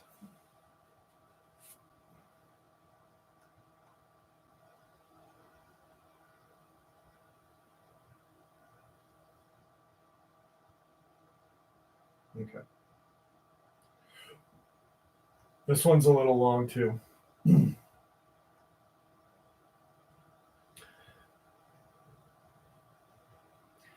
My encounter was with what I believe to have been a young female, but not an adolescent Sasquatch. I wasn't close enough for fine details, but I had an overall sense. On August 16th, 2021, I was fishing at a group camping area, lake, western side of Route 18 in Raccoon Creek State Park, Beaver County. Looking at the lake on the map, You can clearly see that one side has a grassy area near the dam/spillway, and the other side has a dam, breastwork, and forested shoreline. I was standing along the shore in the grassy area, fishing toward the area in the front of the spillway lip. I had a fairly good view of the creek as it ran down from the dam. It was mostly sunny and warm with a mild breeze with gusts to 10 miles an hour. I was enjoying the fishing and just being outdoors. There are several trails in the immediate area, but I had not seen another human for at least a half an hour. I saw a dark brown flash off to my left. I thought I was about to see my first Western Pennsylvania black bear, but I did not.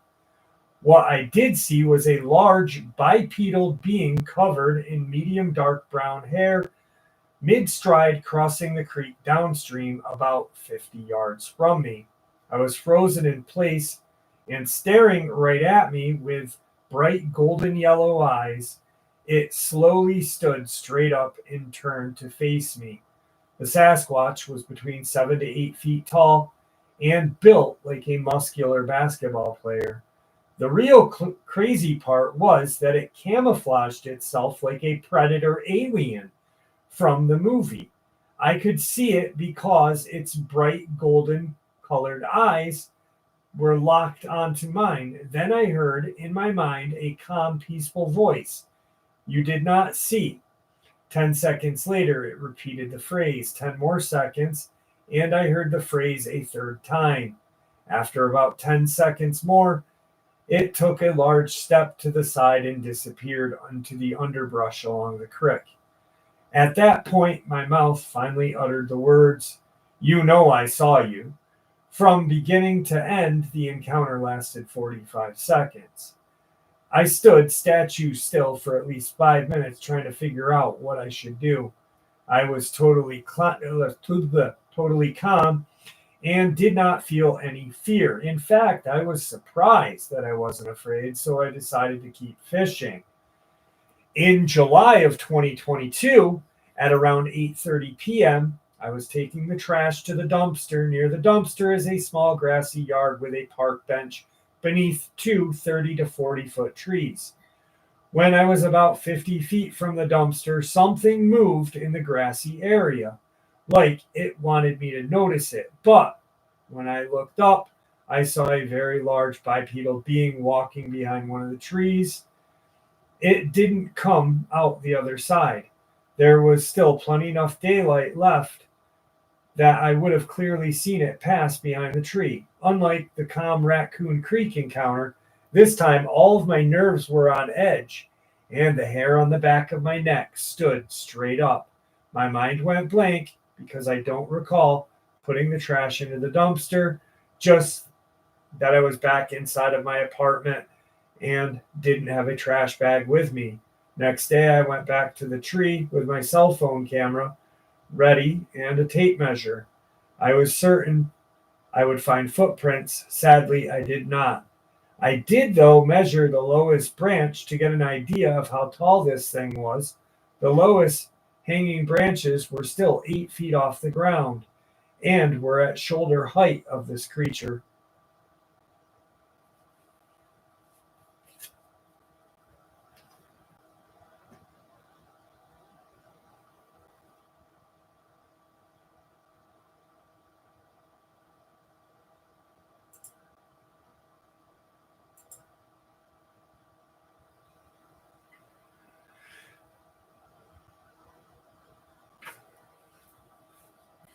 Vang, what's up, my friend? Vang. I am not going to attempt to say Vang's last name, but it's Vang. Immunity Zero, how are you? How have you been, my friend? Wow. I miss you. I really do. Immunity Zero. Holy shit.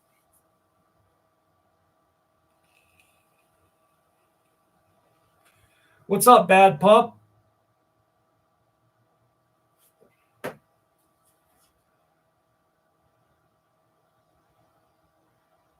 I miss the Wendy stories from Immunity.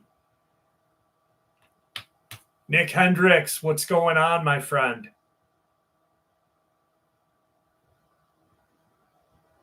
Brian Cook, go to bed, my friend. Busy as hell, but loving and living. I hear you, Immunity. I hear you. I hear you.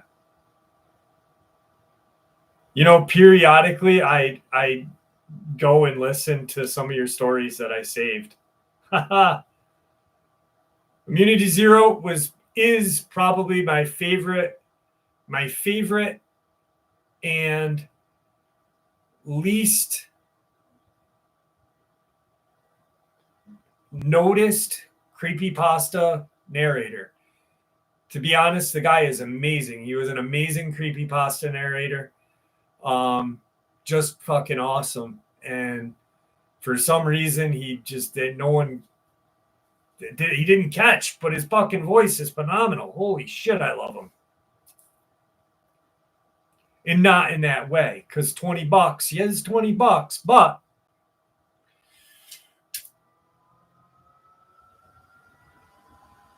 Jamie Dillo, not as yet. I haven't gone through any of my emails, like I said.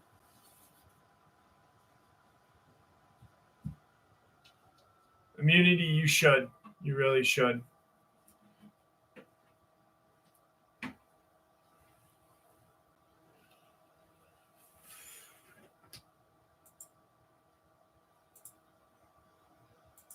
Guys, if you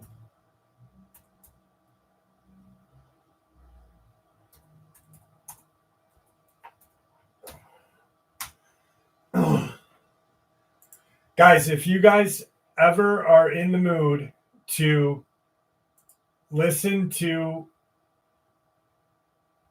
like, let's say you guys get sick of listening to true experiences and stuff, and you want to just have a brush with, you know, something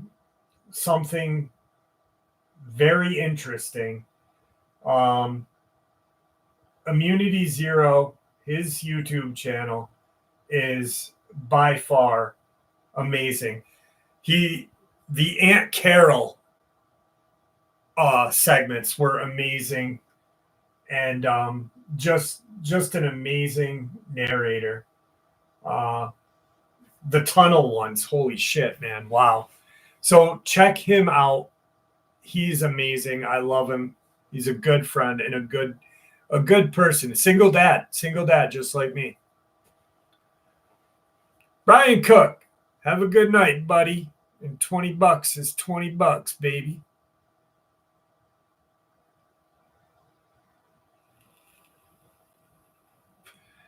Puma Pete, I get off at 3 a.m. every once in a while, too. Ha ha! Did you get that one?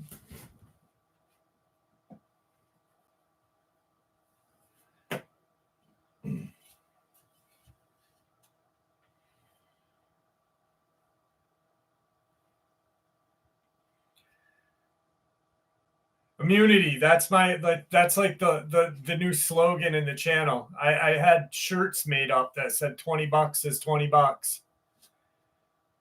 Puma Pete got it. GG.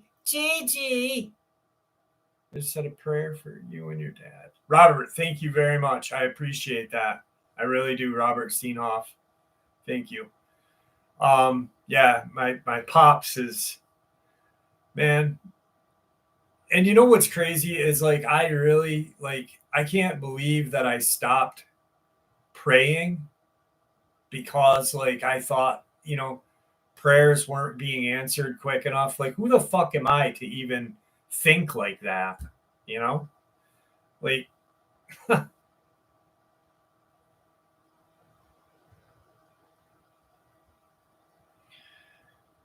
that's too bad.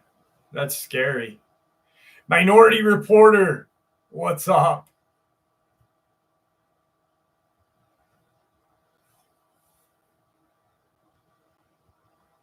I don't know, Linda. I don't know.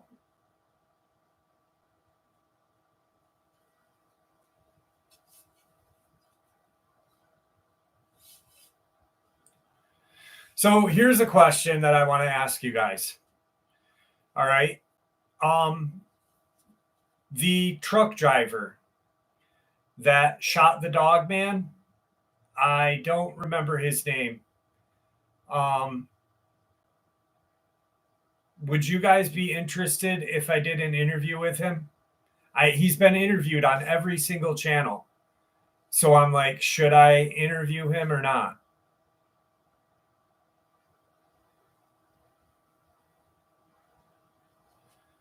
Immunity, that's awesome. I cannot wait until I really hope that you do them soon. All right, so you guys would be interested. All right, so my whole thing on that is if I do interview him, what I am going to do is I'm going to listen to what lurks aside of me, or is it below me? I'm going to listen to that guy's interview, and I'm going to listen to a couple of other interviews that they've interviewed the guy with, right? And so I don't ask the same questions. I want it to be completely different. No, I know what his name is, Jessica. I was joking. So I don't repeat the same questions, you know. I will that was the whole thing. I was like, everyone has interviewed him, you know, but I want it to be different. I want it to be like I don't want it to be like, well, explain to me when you shot the dog man, what did it do? I just want it to be like perfect. Mindy, yes, I know. I was joking. Sarcasm. There's a word called sarcasm. Holy fuck, RH. You shut up, RH, or I'll fucking hit you with my stick.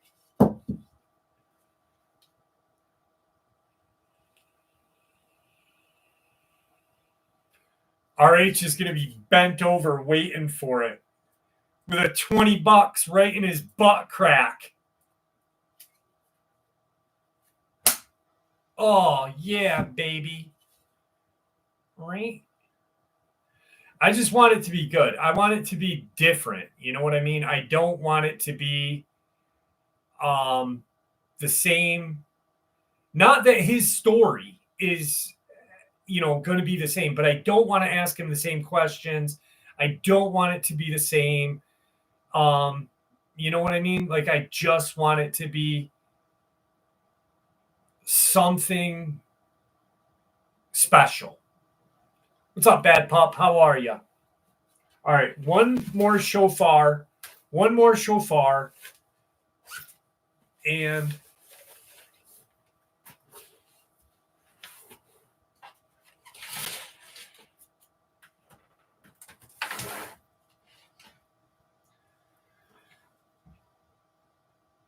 $20 is $20.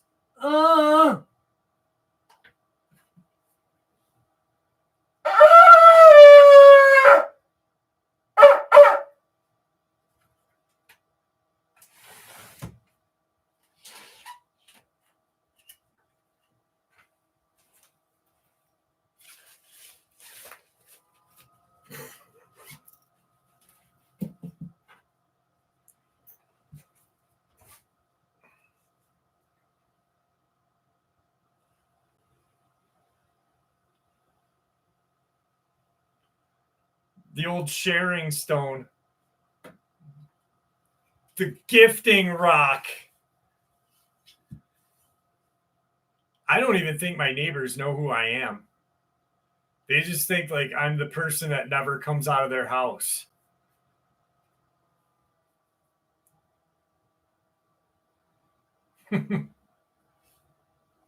Neck, you can have another if you want, okay?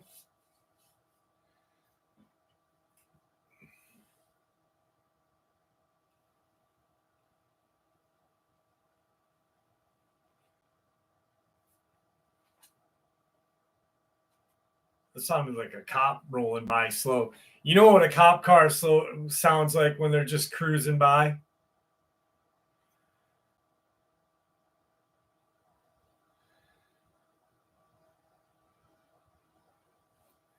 Cops like cruising down the street in my 6'4". All right, here we go.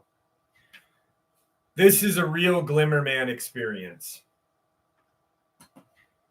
I and my mom traveled to Oxford, Ohio for a long weekend stay in a secluded cabin near the Houston Woods State Park that forever changed our perception of reality. The owner had remodeled the cabin several months before. The cabin was built into the side of a hill with a garage constructed underneath.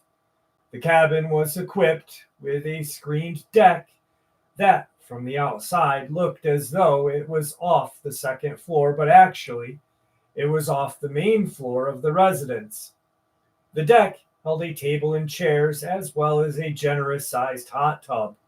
The way the deck is lifted, we had a beautiful view.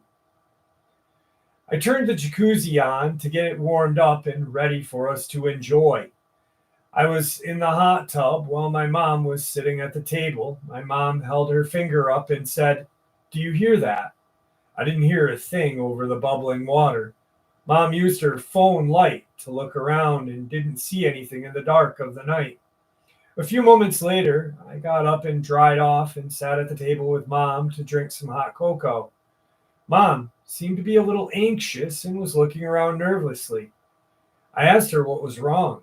She shook her head, saying the forest sounds like they just stopped. "Oh my gosh, you're right. I didn't hear anything." I replied as I realized I no longer heard the crickets or the frogs chirping. After an hour or so, we decided to go to bed. The next day, we decided to explore the area around the cabin and noticed the ground was damp from an overnight shower. We walked about 100 feet or so away from the cabin, and Mom noticed two strange footprints having 3 toes. She pointed it out to me. They were a couple of feet away from each other. We spent another hour looking around and then headed back for lunch. That night, we enjoyed the hot tub. We heard a loud screeching scream come from somewhere outside of the cabin. I jumped up and turned out the light on the deck so we couldn't be seen, and we would have a better view of outside. Mom shut the hot tub off so we could hear better as well. Soon we heard branches breaking and other movements, but the strangest part was that the sounds were coming from the forest canopy, not from the ground. It sounded as if something heavy was climbing a tree not far from the cabin. We both stood back against the wall close to the door that goes inside. We could hear something really big, but couldn't see a thing. As we were getting ready to go inside, we saw a set of yellow glowing eyes looking at us from branch level with the deck, about 30 feet away. We ran inside, slamming the door, praying that we were safe. Not sure if we should call someone, we decided to sit inside after making sure the doors were locked. We stayed up for another hour and didn't hear anything else, so we went to bed. The next morning, after breakfast, we went outside to look around the cabin where we thought the noises were coming from.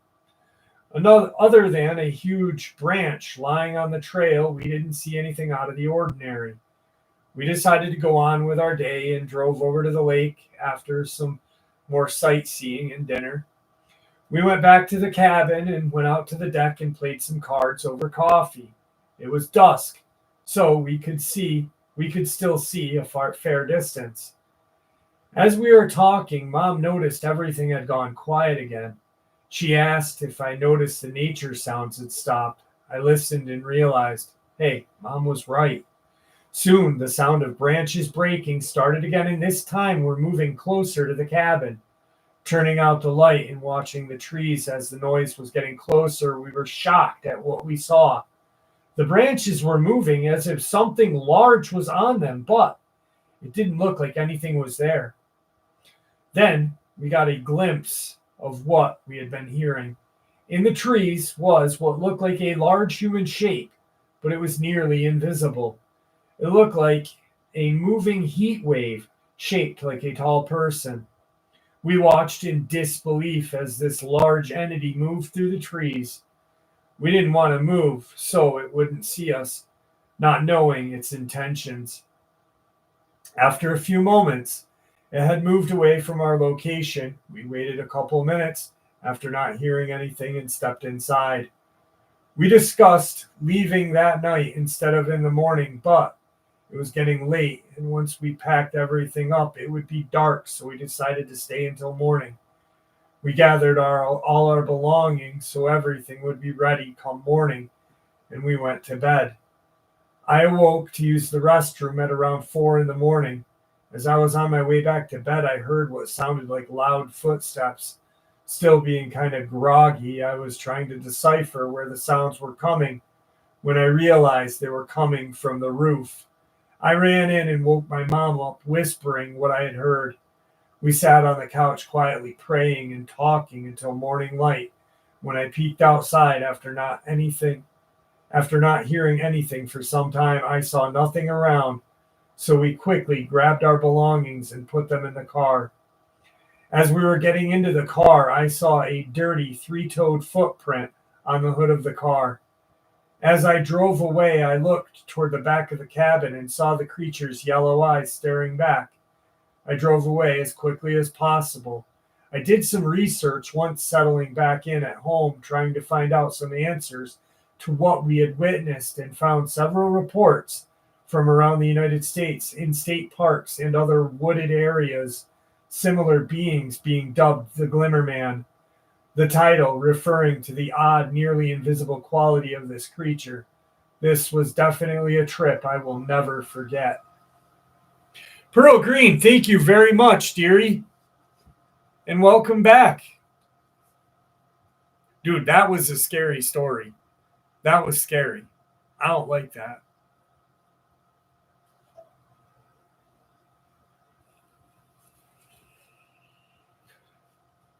No, it's not a Mothman, Airmech. Definitely not. Yeah, I mean, I don't know about three toes being Yeti. That definitely wasn't Yeti. I mean, I've read stories of three toes being Dogman as well, you know. Once again, stories that we read, this is the thing that people have to remember. Just because the story that you read differs than what others have read doesn't mean it wasn't a Yeti. We don't know what these creatures are, and they may not have like the same different quality or same qualities. You know what I mean?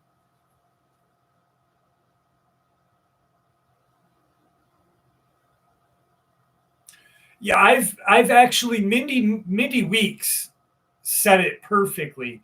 The dreaded lot lizard is known to have three toes, and every once in a while, a really burnt lip from apparently something that she sucks on.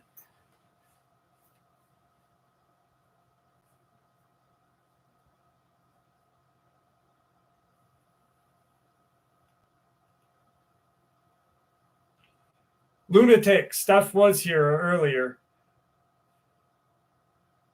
Dina Rusu called it. Yes, Dina, you called it.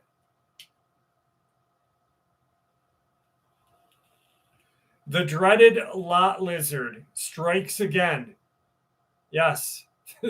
Three holes and three toes, the old lot lizard. Oh, RH says four holes. Holy shit, RH. You got Nino and me going,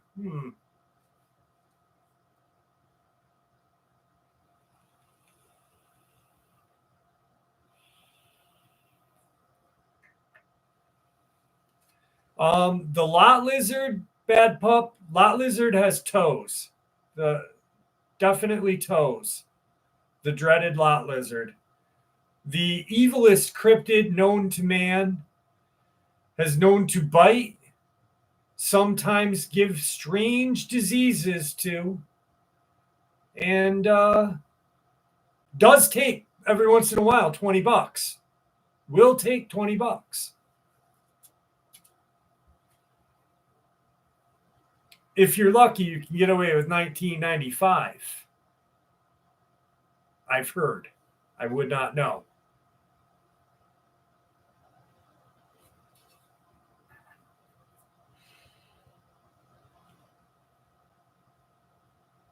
It is compelling evidence. The dreaded lot lizard.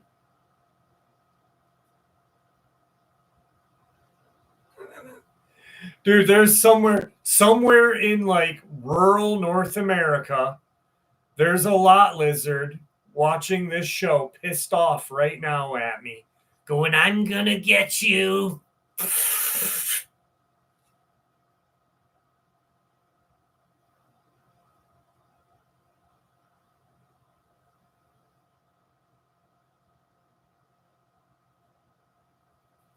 How are you? What about Dogman encounter? I did like 2-3 Dogman encounters, Simon. You must not have been here.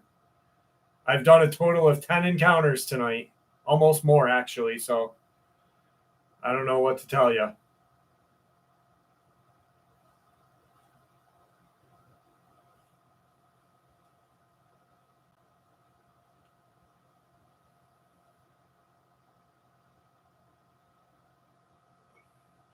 Well, I heard that being a lot lizard, I heard that there are incidences that they've been bitten that have turned them to be a lot lizard. Um, we don't know. We don't know the exact reason why lot lizards are lot lizards or where they come from. I've heard they come from other places.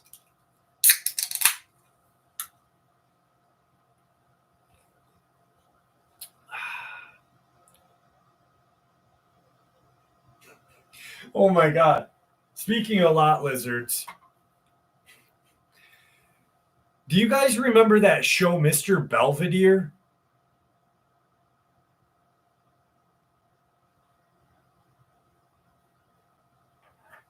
Does anybody remember that show, Mr. Belvedere? Okay, so remember how I said when I get ready for bed, I lay down and like Tigger will lay next to me and I'll watch YouTube shorts before I go to bed, right? So Sandhoff never heard of Mr. Belvedere? Holy shit. So anyway, I'm watching these shorts and this guy has this channel where he says this is the worst thing said on an 80s TV show. This is that and this is that, right? So he says this is a very traumatic sentence said on a TV show, and it said Mr. Belvedere.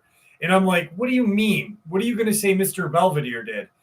And literally, this little boy walks in the house, right? And Bob, what was it? Bob Ackland? He was a baseball player, a famous baseball player. Anyway, hang on. Mr. Belvedere. Bob Uecker. Bob Uecker was the baseball player. So Bob Uecker looks at the little boy, and the wife looks at the boy, and they're like, "Hey, Billy, how are you?"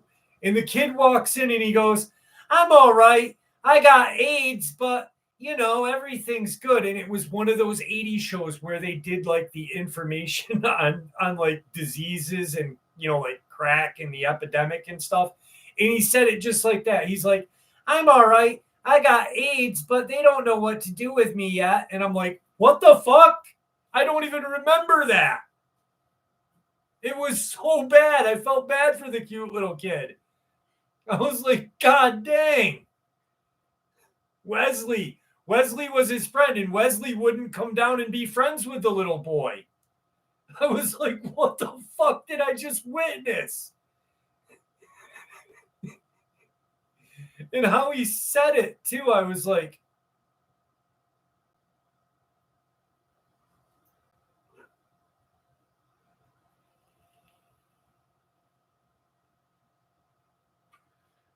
and it made me think of the lot lizard cancer.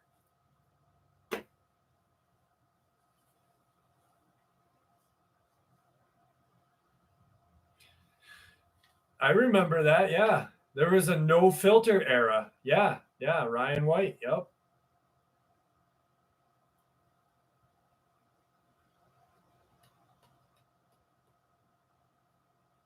God, it was just how the little boy said it too was just nuts. And he was cute. He had these glasses on. Oh my God, the poor little shit. Yeah, yeah.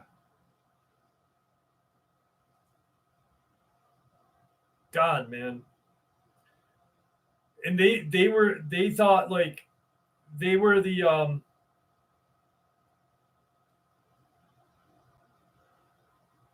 that was the era that everyone thought everyone was gonna die, you know?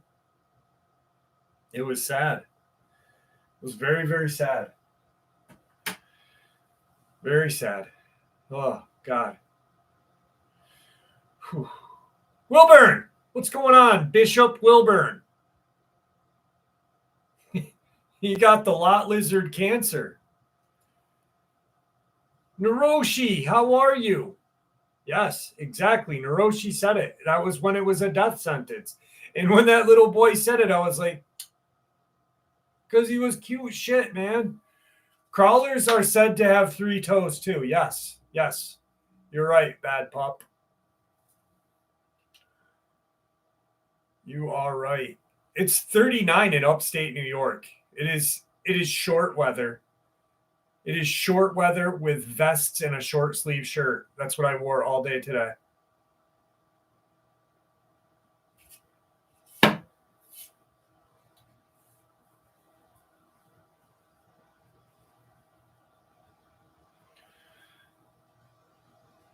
L and M, Ellen mom. I remember a male friend at a rest area had a male lot lizard stick his head under the stall and asked him if he wanted to meet outside. The dreaded lot lizard strikes again.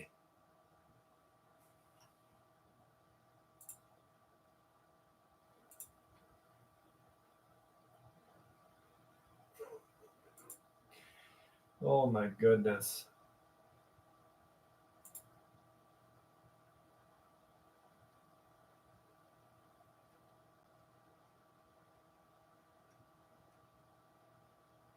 You got a good one. Let me get a good one here. Let me get a good one.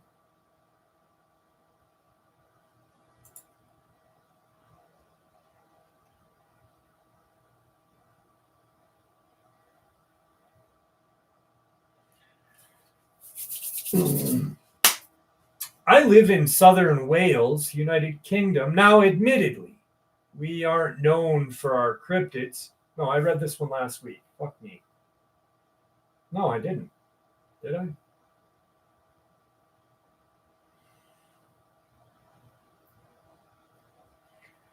Yes, I did.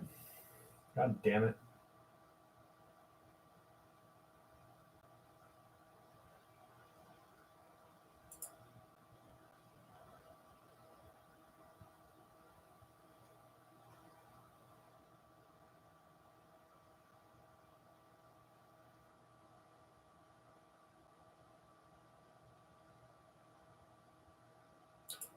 Ooh, here we go. Here we go.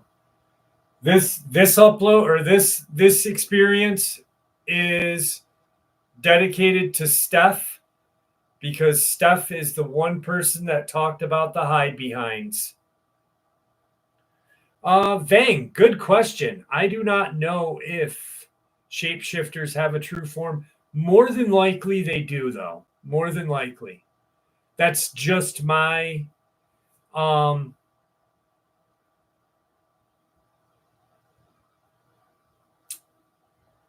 that's just my idea.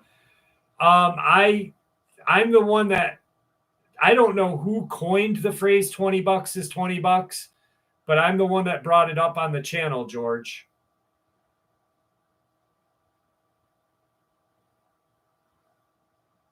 I said that I started saying it because Mike Patton, my favorite singer, was wearing a t-shirt that said, "I'm not gay, but $20 is $20." Okay.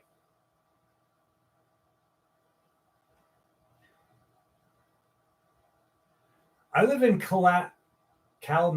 I live in Kalamath Mountains in eastern Oregon, about 20 miles from the California border. Growing up, I spent a lot of time outside camping, hunting, fishing, etc. A few months ago, I had an strange experience on a family trip at our cabin near Crater Lake.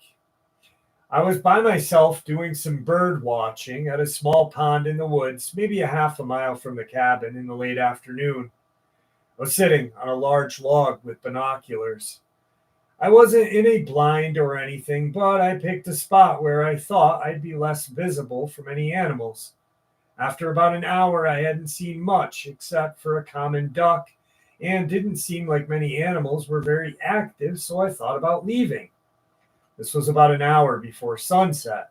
Then I saw something move in the trees across from the pond, probably 100 feet away. It was just a flash between the trees, and I really didn't get any kind of look at it.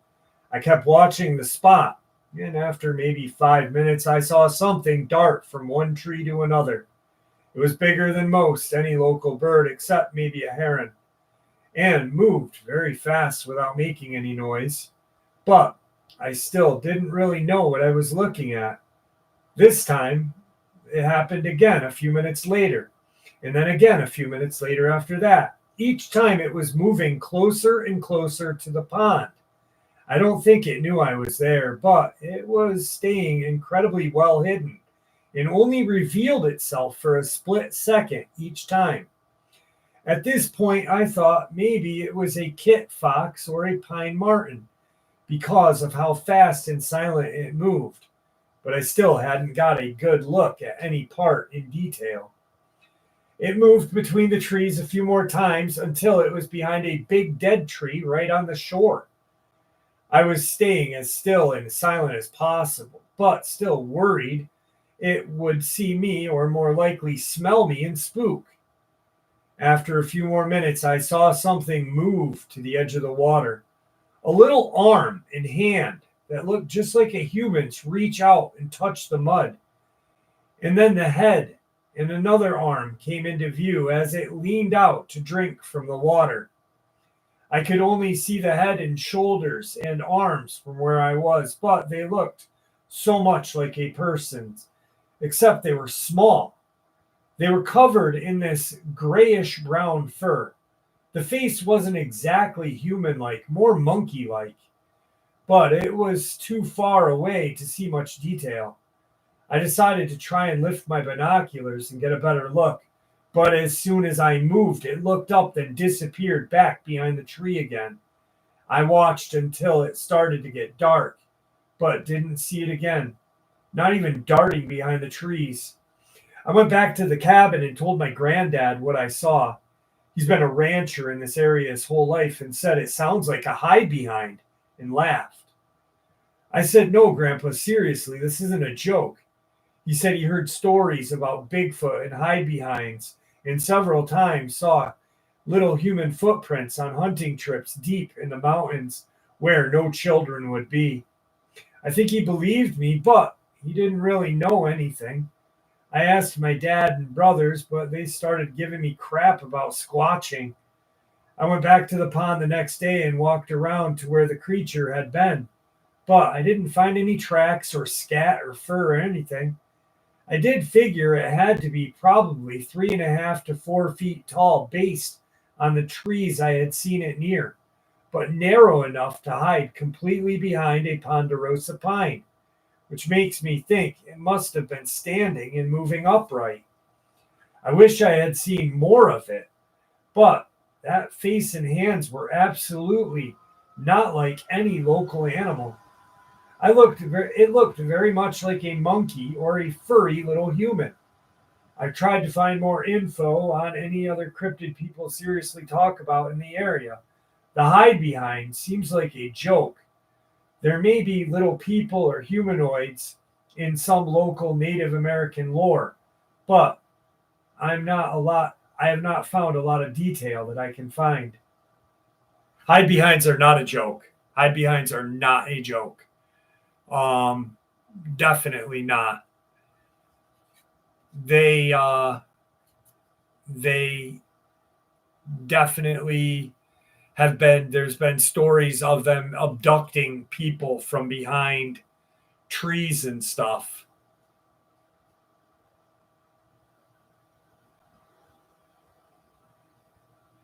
Mark Lothan, we have talked about lot lizards for over 4 months on the channel, and you haven't gotten it yet, brother? Yes, they are little they are prostitutes at truck stops, but they are a very evil cryptid. He called them pull-offs or hide-behinds, yes.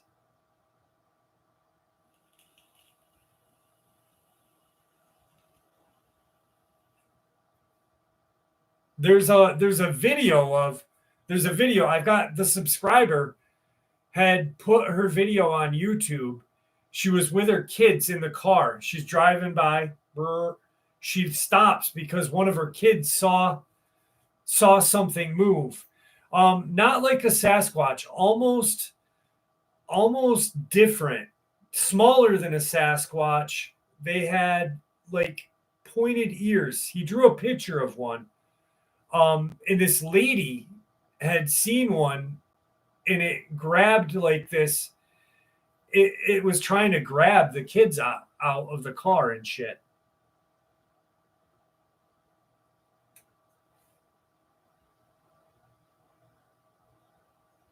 Daniel Brad. Good memory, my friend. Holy shit. Craig, good seeing you.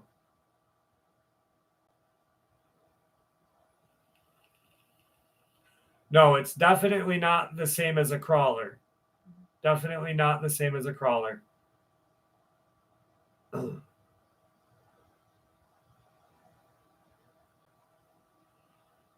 How do we sleep? Very well. Very well when I do sleep. Maybe that's why I don't sleep, is because I fucking expose myself to this stuff all the time.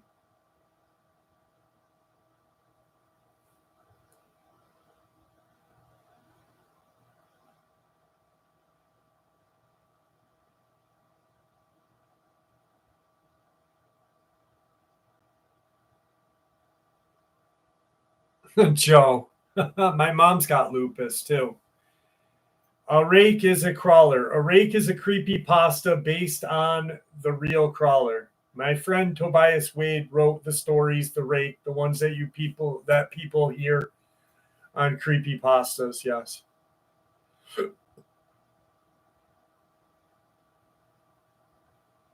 It's morning right now, guys. I got special news to put me to sleep. Vang.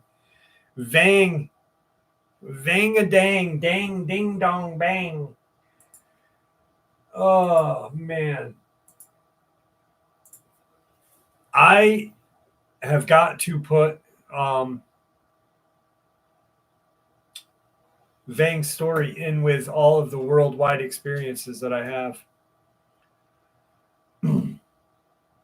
Probably. The electron, yeah. Plus, I drink about 12 cups of coffee a day.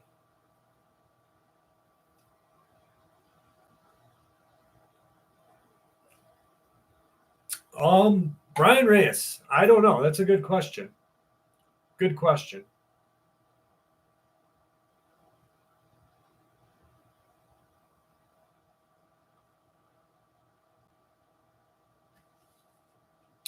All right, guys.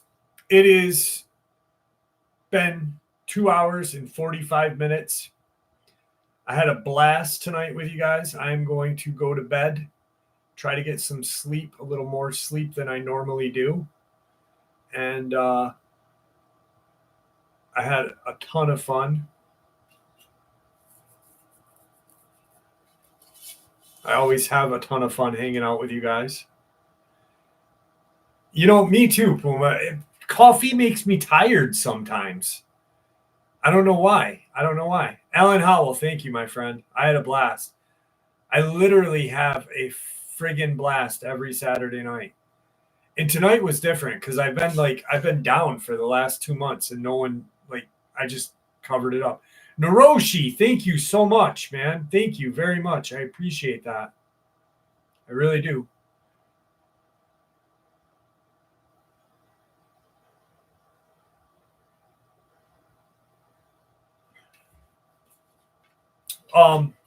You know, trying to think of something. I'll end the night with something decent.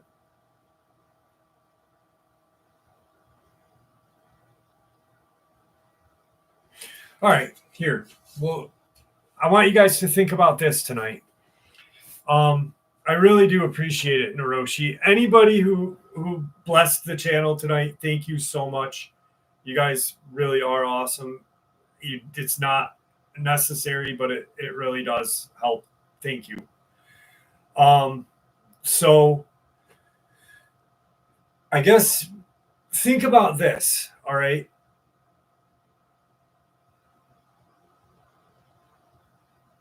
If we are living in a simulation, when did it start? Did it start prior to human existence? And who started it? Did the reptilian creatures that we know live under Dulce start the simulation? And periodically, when these reptilians are spotted, does it mean those people that have spotted them are out of the simulation? 5 rings. It was nice seeing you tonight. Thank you.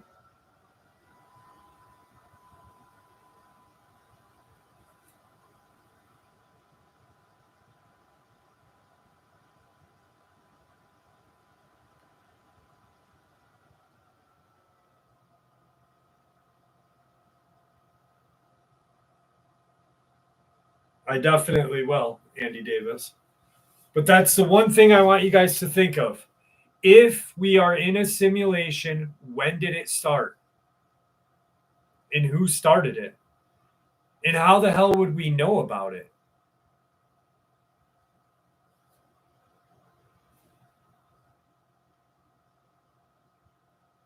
That's what I think, Daniel. I think that this shit and I oh god. There's so much. The Prometheus builders. Yeah, boy.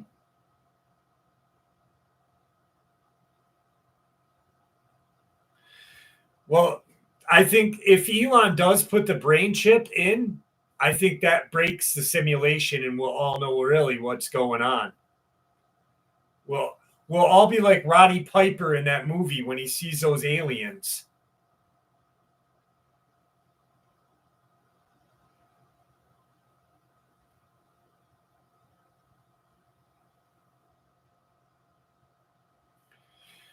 All right, guys.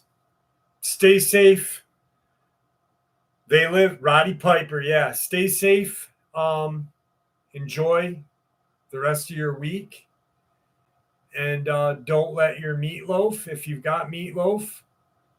And thank you. And I love you guys all.